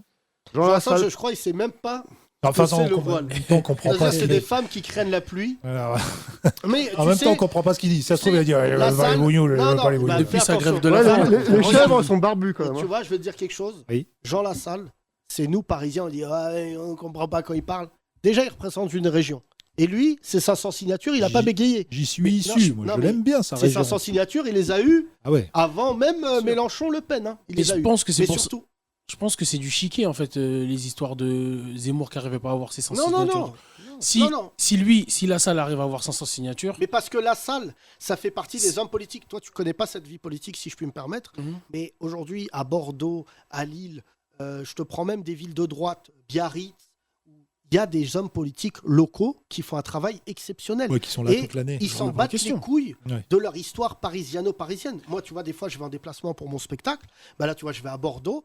Bah, franchement, à Bordeaux, il y a des gens de droite, je le disais, ils ont fait un taf exceptionnel. Tu vas à Lyon. Bon, Lyon, c'est une race à part. Mais non, parce que Lyon, ils ont un truc de ouf. Gauche-droite, ils doivent préserver la force lyonnaise. C'est en fait, Colomb, il s'entend bien avec la droite locale, parce que s'il faut tabasser... oui, maintenant il est devenu de droite, mais si tu veux, pendant des années... Mais surtout, ce que je veux dire sur Jean Lassalle, il a fait une sortie hier qui est passée inaperçue. Il a percuté, il a traité de chien Renaud Dely, qui est un journaliste pitoyable. Il l'a traité de chien. Et en fait, Renaud Dely, c'est un mec printemps républicain, un facho de gauche. C'est l'un des premiers, d'ailleurs, initiateur de cette idéologie mortifère dans la presse, où il déteste les musulmans. Et en fait, il a vanné, il a dit un truc horrible sur Jean Lassalle, si on peut retrouver. Je ne sais plus ce qu'il lui a dit. Il lui a dit complotiste, un truc comme ça. Et Jean Lassalle, il a pété un câble, c'est passé inaperçu, il a dit espèce de chien. Et en fait, Renaud Dely, tu vois, pour te dire, Jean Lassalle, il est inquiété. Alors que Renaud Dely, comment un mec qui se présente à l'élection, devant lui, tu le traites de complotiste de bas étage, une connerie comme ça. Et l'autre, Jean Lassalle, il s'est dit, mais attends, t'es qui, gars? T'es un journaliste. T'es pas élu. T'es là depuis des années. Tu t'écris dans les journaux. Tu l'as connu, toi, Renaud Dely. Il était à l'Obs. Il écrivait des saloperies. Il était à Libé avant. C'est lui le premier valsiste qui a enclenché le truc avec Valls. Pour te dire, puisque je dois sortir une info croustillante, Valls, tu sais pourquoi moi j'ai la haine contre lui? C'est qu'un jour, j'ai appris que mon nom était sur son bureau dans une liste où il y avait 50 Arabes et Noirs, militants, et qu'en fait, il tenait une liste des mecs qu'il fallait abattre médiatiquement. Et en fait, c'est les mecs que je connaissais de François Hollande qui m'ont dit, il a une liste. Moi, je me dis... Salah Abdeslam, Yacine Bellatar... Non, pour le coup, c'était que des militants. Et en fait, moi, je me dis, je supporterai pas l'idée qu'il y ait une liste faite sur les Juifs. Parce que déjà, dans ce pays, on a eu et on connaît le résultat. Mais ensuite, le fait qu'un Premier ministre, je ne sais pas si tu mesures pour moi, père de famille, de me dire que le Premier ministre de ce pays, après maintenant j'ai arrêté de les sacraliser, tu peux être Premier ministre et un branquignol, surtout Valls. Mais de te dire, je rentre dans mon bureau, j'ai les RG, j'ai les impôts, j'ai tous les trucs d'État, et je leur donne une liste avec 50 blazes, bah tu sais, derrière, moi je comprends, et d'ailleurs on a beaucoup parlé avec Jean-Christophe, que des militants ils disent, ne m'appelle plus. Ne m'appelle plus. Moi, je connais des militants, ils se sont fait ouvrir par les impôts sur des trucs où les mecs, ils avaient des arriérés. Un mec de banlieue, un militant qui tenait une banderole. Il est convoqué parce que Valls a dit ce mec-là, il faut l'anéantir. Ce qu'il a fait aussi, pour aller les pieds dans le plat, sur Dieudonné. C'est l'œuf ou la poule. D'ailleurs, c'est ce qu'ils ont essayé de faire sur toi. C'est-à-dire que toi, ils ont essayé de... Dieudonné, au départ, il a fait un sketch un peu pourri. Et il s'est tellement fait défoncer que le mec est devenu dingue. Et toi, ce qu'ils ont essayé de faire, c'est de te dieudoniser, en fait. C'est de te corneriser pour que tu deviennes, pour que tu fasses des dingueries. Parce que Dieudonné, au départ, n'était pas antisémite, il l'est devenu. C'est-à-dire qu'il a été défendu. Il y a eu une manif de Vol Olympia, quand même, en 2004 pour défendre Dieudonné. Et au fur et à mesure, il a perdu ses soutiens parce que c'était plus possible. Mais ce qui me sauve, moi, pardon de te couper, c'est ce podcast. J'ai réalisé qu'en fait, je devais plus parler à la presse, mais je devais parler à un public. Et en fait, quand je vais sur un plateau télé, vu qu'on passe 20 minutes à expliquer que je suis la branche humoristique de Daesh, et qu'en fait, il y a des gens, c'est horrible, ils disent « Mais moi, je le connais dans la vie, il n'est pas comme ça. » Non, mais les gars... À Bougolerie. Ah ouais, votre émission de Beurre FM, après le truc de Marianne, c'est mythique. On avait fait un truc à Beurre FM, ça m'a fait gaulerie, parce que ce matin, les mecs, ils m'ont envoyé. C'est un jour, Marianne, ils avaient écrit, en une, ils avaient écrit Beurre FM, le QG des islamistes. Complice des islamistes. Complice des islamistes. Frère, nous, on apprend Juste ça. après les attentats. Juste après les attentats. Nous, on travaille à Beurre FM. On dit c'est hoche. C'est pas une petite accusation. Et le lendemain, on a acheté des djellabas avec Thomas. On a voilé notre animatrice qui s'appelait Chloé, burqa, et on a mis la radio à Kaboul. Et on faisait des flash infos Kaboul. On faisait la vraie météo. On disait il va pleuvoir tout à l'heure et tout.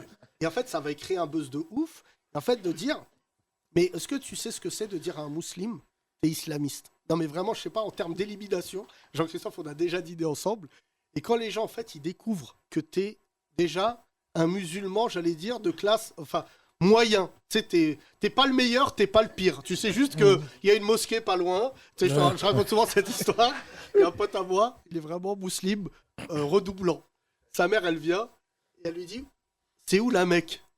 Et il lui dit, c'est là, tu lui montres. Et en fait, tu lui montres dans la mauvaise direction. Et en fait, elle faisait une sieste, et le soleil s'est couché sur son visage de l'autre côté. Elle dit, mais c'est pas du tout là la Mecque, puisque le soleil est venu de ce côté-là. Et le mec est même pas capable de dire à sa mère par où faut faire la prière.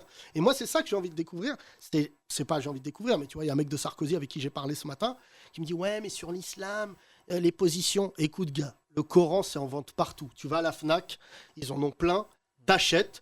Après, t'es croyant, et bah, t'as pas le même rapport au livre. Sinon, tu le lis comme fantomètre. C'est en privé à la Fnac. Hein? C'est en privé à la Fnac. Oui. Mais tu vois, ce matin, j'ai fait une demi-heure de débat avec des mecs sur les Renois. Alors là, vraiment, ce matin, ils me disent, oui, mais les Noirs, quand même, depuis l'affaire Traoré. J'ai dit, mais est-ce que tu viens de dire les Noirs depuis, genre, c'est un pack homogène où les Noirs, le matin, ils s'envoient des textos.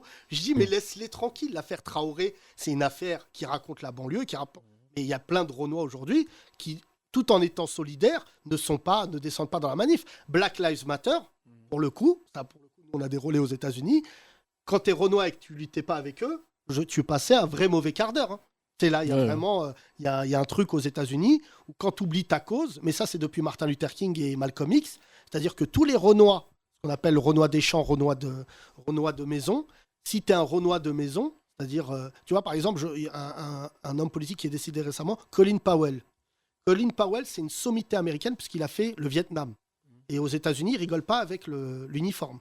Que tu sois policier, pompier, ils ont une estime pour l'uniforme que nous, on a perdu d'ailleurs. Mais en fait, Colin Powell, il avait, tu te souviens, tellement pété les plombs, il était allé avec une fiole à l'ONU en disant vous savez pas qui je suis. Tu vois, et nous, notre rêve, c'était quelqu'un qui dise lance, on va voir si t'as des couilles et tout. Et bah, tu vois, le mec, quand il a vu Trump arriver, il est redevenu Renoir. Il a soutenu Obama, déjà. Il a dit Obama, pas face à Trump, mais il avait soutenu Obama. Et deuxièmement, il a dit j'ai fait une erreur. Encore le truc que Rachel Kahn ne fera jamais, mais de dire j'ai fait une erreur, excusez-moi, je suis parti en couille. Parce qu'aux États-Unis, Black One Day, Black Every Day. Nous, t'as des mecs, franchement, moi je vois des artistes là, dans les restos du cœur, des rebeux et des renois, pardon, mais je dis mais qu'est-ce que tu fais là, frangin? T'es en train de chanter avec des gens quand même. T'es déguisé en trapéziste, en train de chanter du Pascal Obispo. À quel moment on t'a perdu, Renoir? À quel moment tu t'es dit là, j'aide la cause? Les restos du cœur, c'est un peu plus noble que Trump. Non, je trouve que les restos du cœur. Comment ça, non? Mais ils aident les pauvres, ils donnent de l'argent aux restos du cœur. C'est les pauvres que de déguiser Mimi Mati en fraise. Eh ben, si ça plaît à les pauvres qui souffrent assez que de voir là, je les vois là en train de chanter. Mais arrête, putain. Mais déjà, moi, je te l'ai dit là, Coluche un jour, il va revenir. C'est ma théorie. Il va dire, ça devient quoi les restos du cœur? Tu sais, on distribue plus de 2 millions de repas par an. Il va dire, ok, mais montrez-moi les enfoirés. Il va voir Laurie déguisée en concombre en train de chanter du Cabrel. Il va dire, c'est pas du tout la note que j'ai laissée. Et c'est pour ça que je te dis qu'aujourd'hui, soit tu fermes ta gueule et tu milites, mais tu fais pas semblant de militer.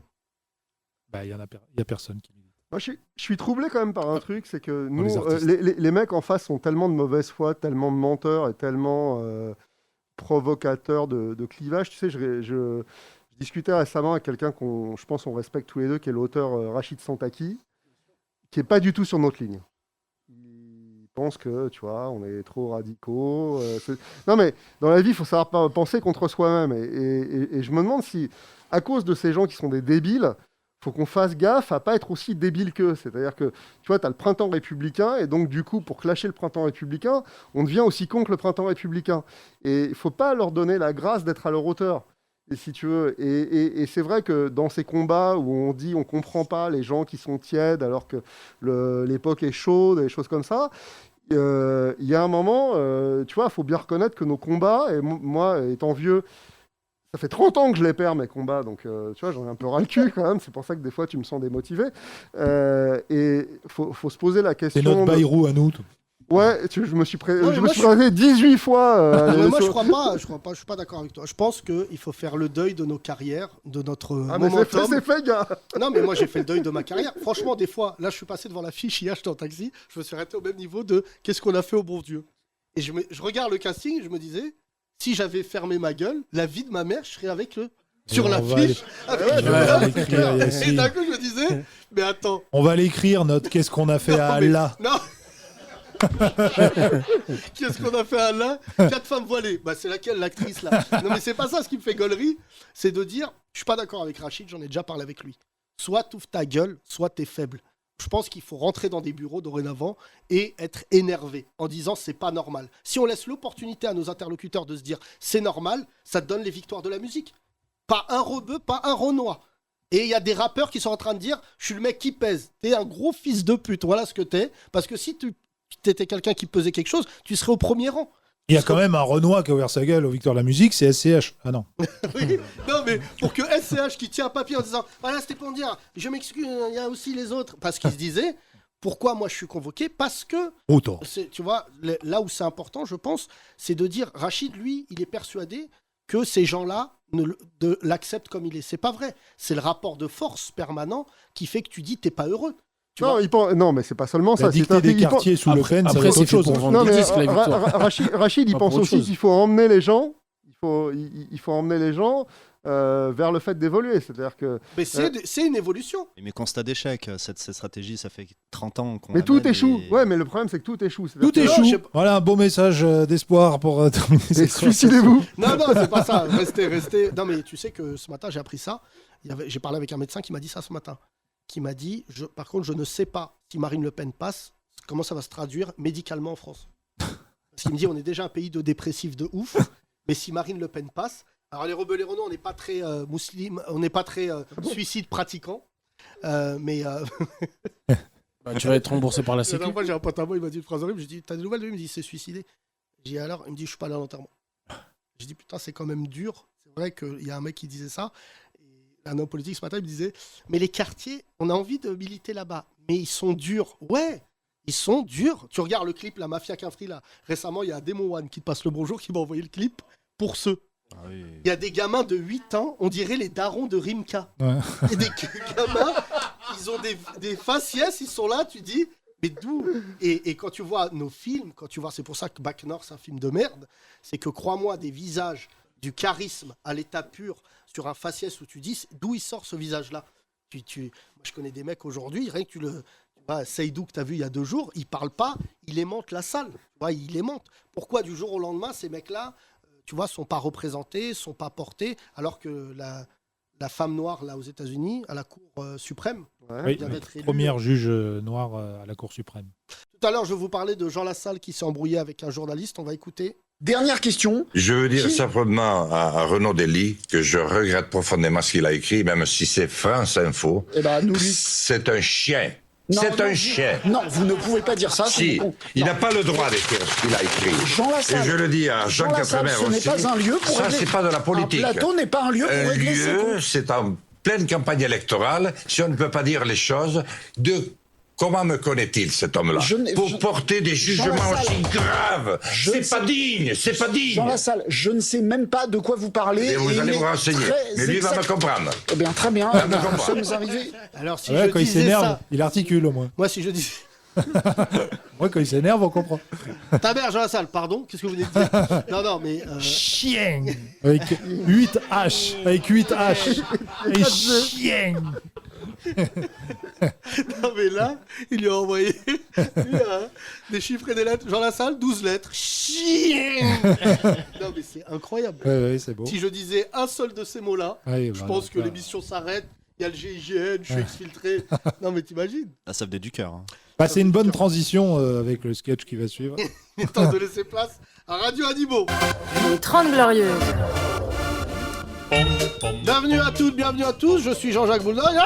Aujourd'hui, nous allons nous pencher sur l'élection présidentielle des animaux, car les animaux vont aussi voter ce week-end. Pour en parler, je reçois un chat spécialisé dans la politique, Chat Attali. Oui, miaou. Expliquez-nous les enjeux. Écoutez, alors, ce qu'on observe, c'est que par exemple, chez les félins, on a 3 grands courants dans l'électochat. On a donc les chats blancs qui pensent que les chats noirs portent malheur. Pas faux. Qui n'aiment pas non plus les chats arabes.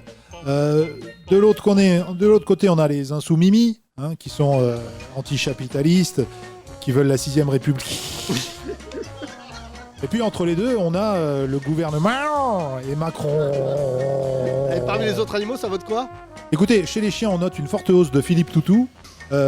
Beaucoup d'animaux de la forêt, comme les cerfs, les biches, les élans, qui vont voter Élanchon. Les singes pour Emmanuel Macaque, bien sûr. Et puis, beaucoup de chèvres qui vont voter pour le parti qui les représente le mieux, le Parti Socialiste. Ah oui, donc ça dépend vraiment des espèces. Oui, par exemple, les animaux qui se sentent menacés, comme les ours blancs, vont voter Zemmour. C'est plutôt logique. Les requins vont voter Jean Lasquale. Oui. Alors, sauf les requins marteaux qui voteront Nathalie Marteau, mais ceux-là, ils sont rares. Et bizarrement, les candidats écolos ne font pas de voix. Bah non, chez les animaux, les écolos, c'est ceux qui veulent défendre les humains. Donc, on va pas défendre une race qui veut nous bouffer à toutes les sauces. On n'est pas d'Inde. Merci, Chat Attali. Tout de suite, on écoute un morceau de viande. Oui. Brebis. Je vais finir par me sauver. Je ne suis pas un lover. Les Grandes Glorieuses. Messieurs, je vais vous remercier. Merci Jean-Christophe Després, on peut te retrouver sur les réseaux en tout cas. Merci, tu es une bombe humaine. Et merci mon cher Walid, toutes ces statistiques, c'était bien génial. Malheureusement, tu ne seras pas là dimanche. Mais dimanche, soirée électorale au théâtre de 10h à 21h30. Si, tu seras là ? Si, je serai là. Ouais. Ah d'accord. Pourquoi tu voulais pas qu'ils viennent ? Non, mais le texto, tu m'as dit, je suis pas là. Je t'ai dit que je serai là. Ah d'accord. Ça va être un autre Walid. Oui, non. T'en connais plein. Dimanche, 21h30 ici au théâtre de 10h, vous pouvez venir, c'est gratuit. Venez nombreuses et nombreux. Merci en tout cas. Merci. On reçoit notre invité musical du vendredi, Monsieur Orange. Les 30 Glorieuses.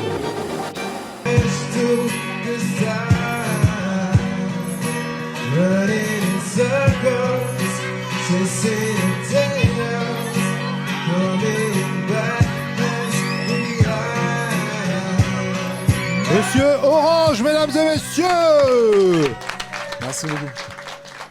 Alors ça, c'était Monsieur Martin, à l'origine, c'est le chanteur de Coldplay, c'est ça que tu as repris ? Ouais, c'était ça, exact. Parce que notre invité aujourd'hui, Yacine, n'est pas un artiste professionnel. Oui, j'ai cru comprendre. Voilà, donc on va lui lancer sa carrière aujourd'hui. On essaye. T'es prêt, Monsieur Orange ? Avec plaisir, lancez-moi. Alors, tu as 25 ans. Yes. Tu étais étudiant en architecture à Grenoble. Presque. Bon, je suis étudiant à Grenoble et j'ai été étudiant en architecture à Paris. D'accord. Ah, t'as changé. Ouais, j'ai changé du coup. Tu fais quoi maintenant ? Architecture à Grenoble du coup. Ah, architecture à Grenoble. Là, c'est bon, donc j'ai bon là-dessus. Là, maintenant, ouais, c'est mon sac actuel. Depuis quand tu chantes, toi ? C'est une affaire familiale ? Ouais, un peu en fait. J'ai souvent chanté du coup avec ma sœur. Oui, qu'on a reçu ici. On a reçu juste Chani. C'est ça. On a souvent chanté ensemble toute notre enfance. Et après, bon, apparemment, je suis pas professionnel, mais de manière professionnelle, j'ai commencé à chanter l'année dernière du coup. D'accord, ça fait 1 an. Ouais. Quand je dis que t'es pas professionnel. Toi, ton producteur. Que tu n'en vis pas encore, c'est ça. Alors j'en vis. Ah, t'en vis quand même. C'est ça. Ouais, il fait la pub d'Aussi. C'est lui les jingles chez Carrefour. Non, plus sérieusement. Tu fais pas la pub d'Orange non plus, non ? Non plus. Non, bah alors toi, c'est vraiment si tu sponsorises pas avec un nom comme ça, Monsieur Orange. Non, plus sérieusement, ton producteur, c'est le confinement. C'est ce qui t'a donné envie de te lancer. Exact. En fait, c'est plutôt ce qui m'a donné envie de mettre une pause dans les études parce que c'était un peu bizarre comme contexte. Comme je pouvais pas rester chez moi sans rien faire, comme j'étais chez mes parents à cette époque-là, je suis sorti, comme je t'ai dit, j'ai mis mes chaussettes orange et je suis allé jouer dehors. J'ai commencé à gagner ma vie comme ça en fait, et c'est comme ça après que j'ai pu emménager chez moi à Grenoble et en vivre du coup maintenant. Pourquoi les chaussettes orange ? Ton amour de Bayrou Non du tout, mais c'est le genre de détail qui n'en est pas un parce que je fais beaucoup du coup attention au style comme vous l'avez vu. Oui. Enfin le style, t'es habillé en orange. Ouais, oui, mais il y a aussi les lunettes. T'es élégant. Il suffit pas d'être. Tu es de quelle origine, rappelle-nous ? Sénégalais et congolais. Oui, donc visiblement il y a une partie qui a pris l'ascendant sur l'autre. C'est le Congolais qui parle. Ouais. Hein parce que si t'étais la partie sénégalaise, tu t'appellerais Imam Orange. Non, mais c'est plutôt sympa comme histoire. T'as mis des chaussettes, t'es sorti, t'as égayé le quartier. Ouais, c'est ça. En fait, je suis allé à Paris et pendant la pause déjeuner, il y a tout le monde qui sortait dehors comme c'était le confinement, mais ils sortaient dehors pour manger, ils se posaient dehors. Moi, j'arrivais, je faisais de la musique. Les gens étaient contents. Et puis, voilà, ça a commencé comme ça. Et c'est là qu'on voit l'importance de se poser dans le bon quartier. T'as chanté où ? J'ai chanté à Opéra. Ouais. J'ai fait beaucoup à Opéra. Parce qu'à Barbès, du coup, tu n'aurais même pas pu lancer ta carrière. C'est clair. Que des blédards qui disent pourquoi et le jeu d'orange, il chante. Pourquoi Est-ce qu'on peut te presser? Il est fort, Roger Mila. Ah non, mais c'est là, pas. C'est une belle histoire. Franchement, j'espère. L'ambition de faire une émission. Ouais, bah là pour l'instant, je faisais juste dehors dans la rue, des prestations privées, etc. Et là, j'envisage d'aller à The Voice. On va voir si ça va se passer ou pas. Comment on fait alors pour on s'inscrit On arrive devant TF1, on sort une paire de chaussettes, on chante devant eux jusqu'à dire il y a un noir qui chante de la sécu depuis 2 jours là. Non mais on espère. Comment tu postules à The Voice? Ouais, bah en gros je sais pas pour l'instant. Ah bon, pour l'instant tu envisages de postuler. En fait c'est qu'il y a un gars qui m'a, enfin il y a une personne de la prod qui m'a entendu, qui m'a dit est-ce que ça te dit de venir, etc. Donc il m'a dit on va te recontacter en avril. S'ils le font pas, parce que c'est pour l'instant c'est juste des mots, s'ils le font pas, bah, je les contacterai. C'est à ce moment-là que je saurai comment on fait pour postuler. Pour l'instant, tu fais pas tes propres compositions, tes propres chansons? J'en ai toujours fait, mais là, j'avais pas encore l'ambition de les produire. Et peut-être que ça viendra ensuite. On verra où est-ce que ça mène. Et tu t'es fait connaître surtout avec des covers, du coup. Ouais, c'est ça. Comme celle qu'on vient d'écouter. Et celle que tu vas nous faire. Oui, c'est ça. Du coup, généralement, je fais des medley dans plein de styles différents. Des styles que tout le monde connaît un peu pour que ça accroche un peu tout le monde dans la rue. Et nous, on est ton premier média. Je crois que ouais. Guitare, donc toi tu joues guitare et percussion, guitare. tu m'as dit aussi. Ouais, là j'aurais pas la percu, mais d'habitude j'ai des stompbox, donc c'est des percus avec mes pieds. Il y a un gros kick et une caisse claire, et ça accompagne suffisamment pour mettre l'ambiance, quoi. Ouais, j'ai entendu là ce que tu fais, c'est vrai qu'un peu dans l'univers, est-ce que tu connais le travail de Tété? On m'en parle souvent, mais non. Il faut que tu regardes Tété. Toi, tu es quoi? T'es plutôt tes influences, tes artistes qui t'ont marqué? Bon, bien sûr, il y a une grosse partie urbaine avec du rap, du hip-hop. Après, je m'étale partout. C'est-à-dire vraiment tous les styles. Je vais prendre un peu tout ce qu'il y a de bon partout, en fait. D'accord. Très bien. On applaudit Monsieur Orange, s'il vous plaît. On gardera ça. Attends, avant que tu nous fasses un morceau un truc avant. Et que tu épluches le public, voici quelqu'un qui ne sera jamais dans The Voice. Et pourtant, c'est pas faute d'essayer. Ils savent pas ce qu'ils ratent. DJ Chelou. Les 30 Glorieuses. Découvrez le nouveau DJ Chelou, Gilbert Leto. Les reprises du rappeur Leto par le chanteur Gilbert Bécaud, avec le mix de Mapessa et maintenant Emma Pessa. Emma Pessa, il faut des papiers, le manque de sous nous rend agressifs, trop de fierté, qu'on devient blessé, y a beaucoup d'ennemis qui veulent me... Où est le ghetto? C'est le ghetto, y a du bédo, ouais, pour tout le réseau, à faire dans le bendo.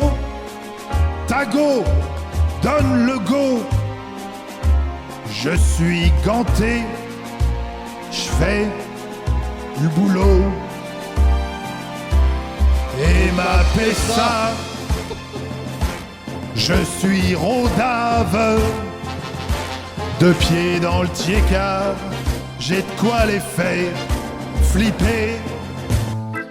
Gilbert Leto avec aussi le mix de Nathalie et Macaroni, Macatali. Et quand le four fait du chiffre, on danse la Macarena. Tu sais que mon bébé d'amour ressemble à Rihanna.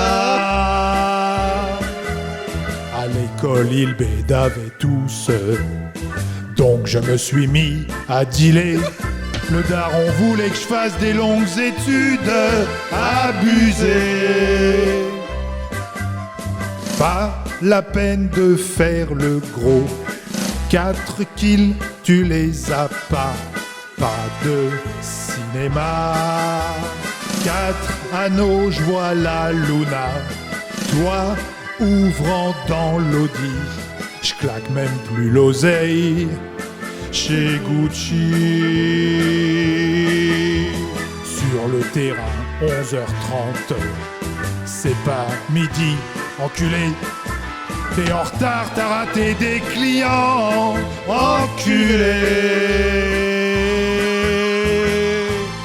Enculé. Gilbert Leto avec enfin le mix de Sale Histoire et Désiré. Sale Désiré. Ouais.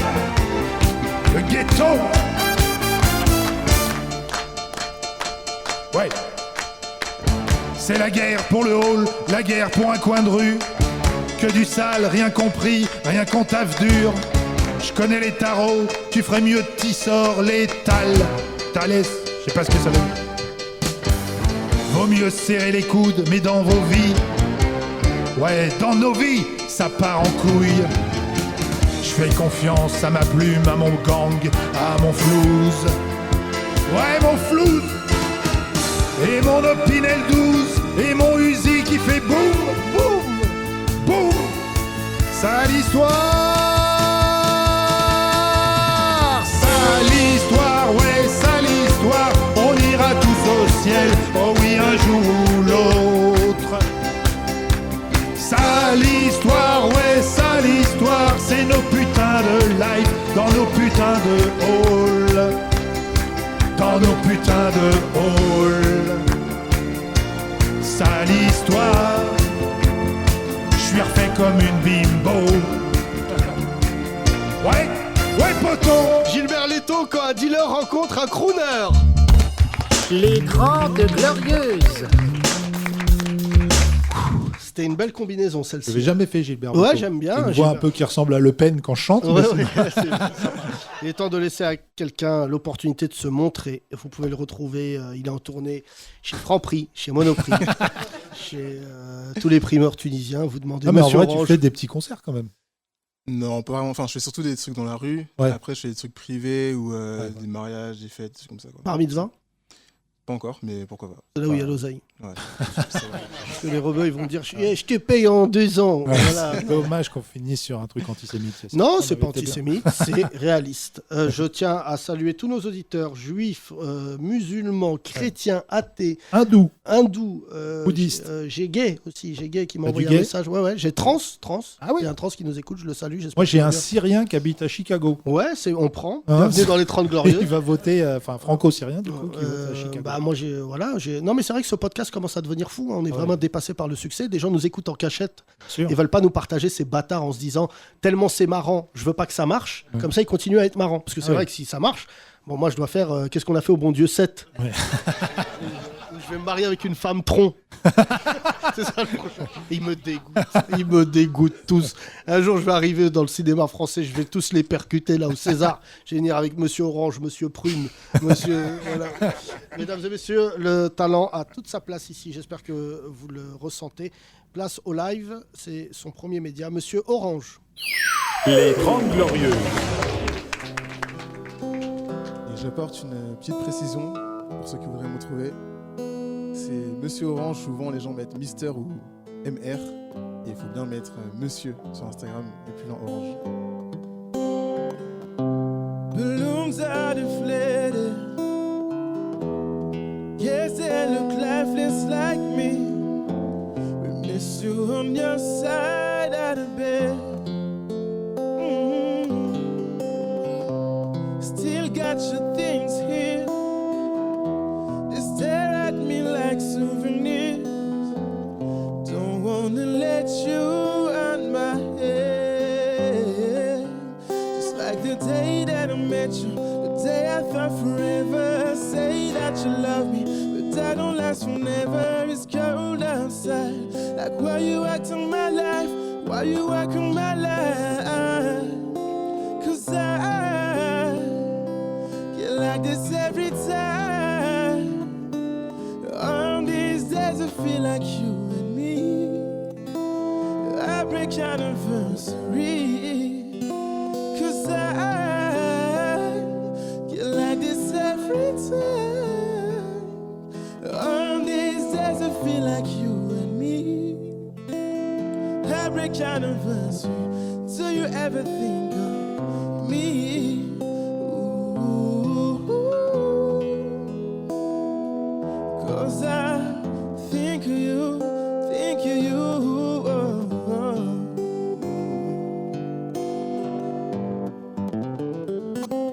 And isn't she lovely? Isn't she wonderful? Isn't she precious? Less than 1 minute. Oh, I never thought for love would be make one as lonely as she. But isn't she lovely? Make from love.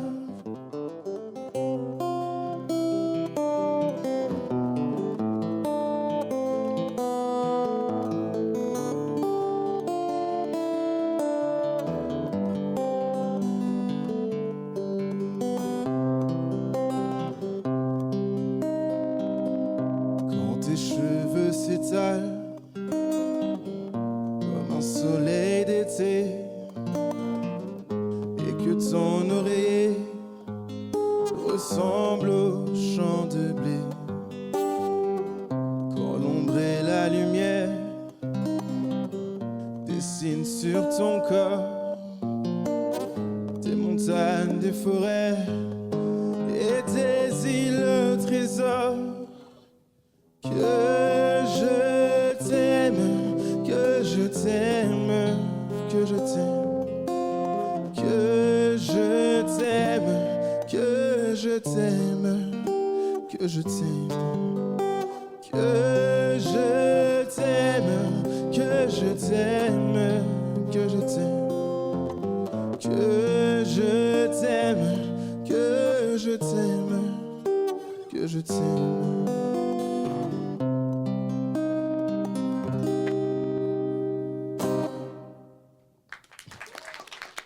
Merci beaucoup. Bravo! Du bruit pour Monsieur Orange encore. Merci beaucoup. Exceptionnel. Je t'aime. Ouais, la vraie. Putain, il a repris Johnny. On te revoit, Monsieur Orange, au feu. C'est marrant ça, non? J'ai pas la vanne. Que quand le feu il passe du vert. Ah, au feu. Et t'apparais. Que je t'aime. Merde, c'est feu rouge. Bravo. De chansons, Monsieur Orange, c'était vraiment sympa, bravo. Bravo. Merci beaucoup. On te retrouve à Gare de l'Est, Nation. C'est bon, c'est bon. Où est-ce que tu chantes là prochainement? En vrai, on me retrouve dans toute la France par hasard. Faut avoir la chance de tomber sur moi. Voilà. J'ai jamais vu de date aussi stylée. Vous me retrouvez par hasard. Ah, il est là. Voilà. Si vous voyez un truc orange au loin, soit c'est Casimir, mais bon, c'est bizarre, soit c'est Monsieur Orange. On a fait toutes les vannes. C'est marrant que des gens disent à Casimir, je vous ai vu chanter à opéra. Quelle émotion. C'est pas ta génération, Casimir. Tu vois qui c'est quand même? Non, du tout. Les jeunes, t'as quel âge? 25 ans. 25, mais en France. C'est un petit. Non, en France, t'as 25. Tu salueras ta sœur, Juste Chani, qui est exceptionnelle. Oui. Vraiment, Disons, il y en a d'autres des talents dans la famille comme ça? Pas encore dévoilé, mais peut-être. Ah, pas encore dévoilé. Ah. Garde bien le mot dévoilé parce que tu vas en avoir besoin sous Le Pen. Merci en tout cas, Monsieur Orange, c'était bien sympa. Vous pouvez le retrouver sur les réseaux sociaux, Monsieur Orange. Voilà. Ça, c'est sympa, Mister. Pas MR, exact. Monsieur Orange. Merci beaucoup. Exactement. Mon cher Thomas, nous on se retrouve dimanche pour un podcast un peu spécial entre les deux tours. On va analyser ce qui s'est passé au premier tour et il sera 21h30, ça veut dire qu'on aura tous les résultats définitifs, sachez-le. Ouais. On sera encore vénère et tout, on sera encore... Ah putain, c'est inadmissible. Au théâtre de 10h, à partir de 21h30, n'hésitez pas à venir, vous voulez venir avec un gâteau, une boisson, on va faire comme les anniversaires. Oui, c'est bien. L'entrée est gratuite, venez, juste on aura besoin de parler, ne restez pas chez vous en colère, la démocratie c'est un combat. Retrouvez-nous dimanche 21h30, théâtre de 10h, excellent samedi. Allez voter ou fermez-la, allez voter. Bisous. Les 30 Glorieuses. Tous les podcasts et tous les sketchs à retrouver sur la nouvellevanne.com.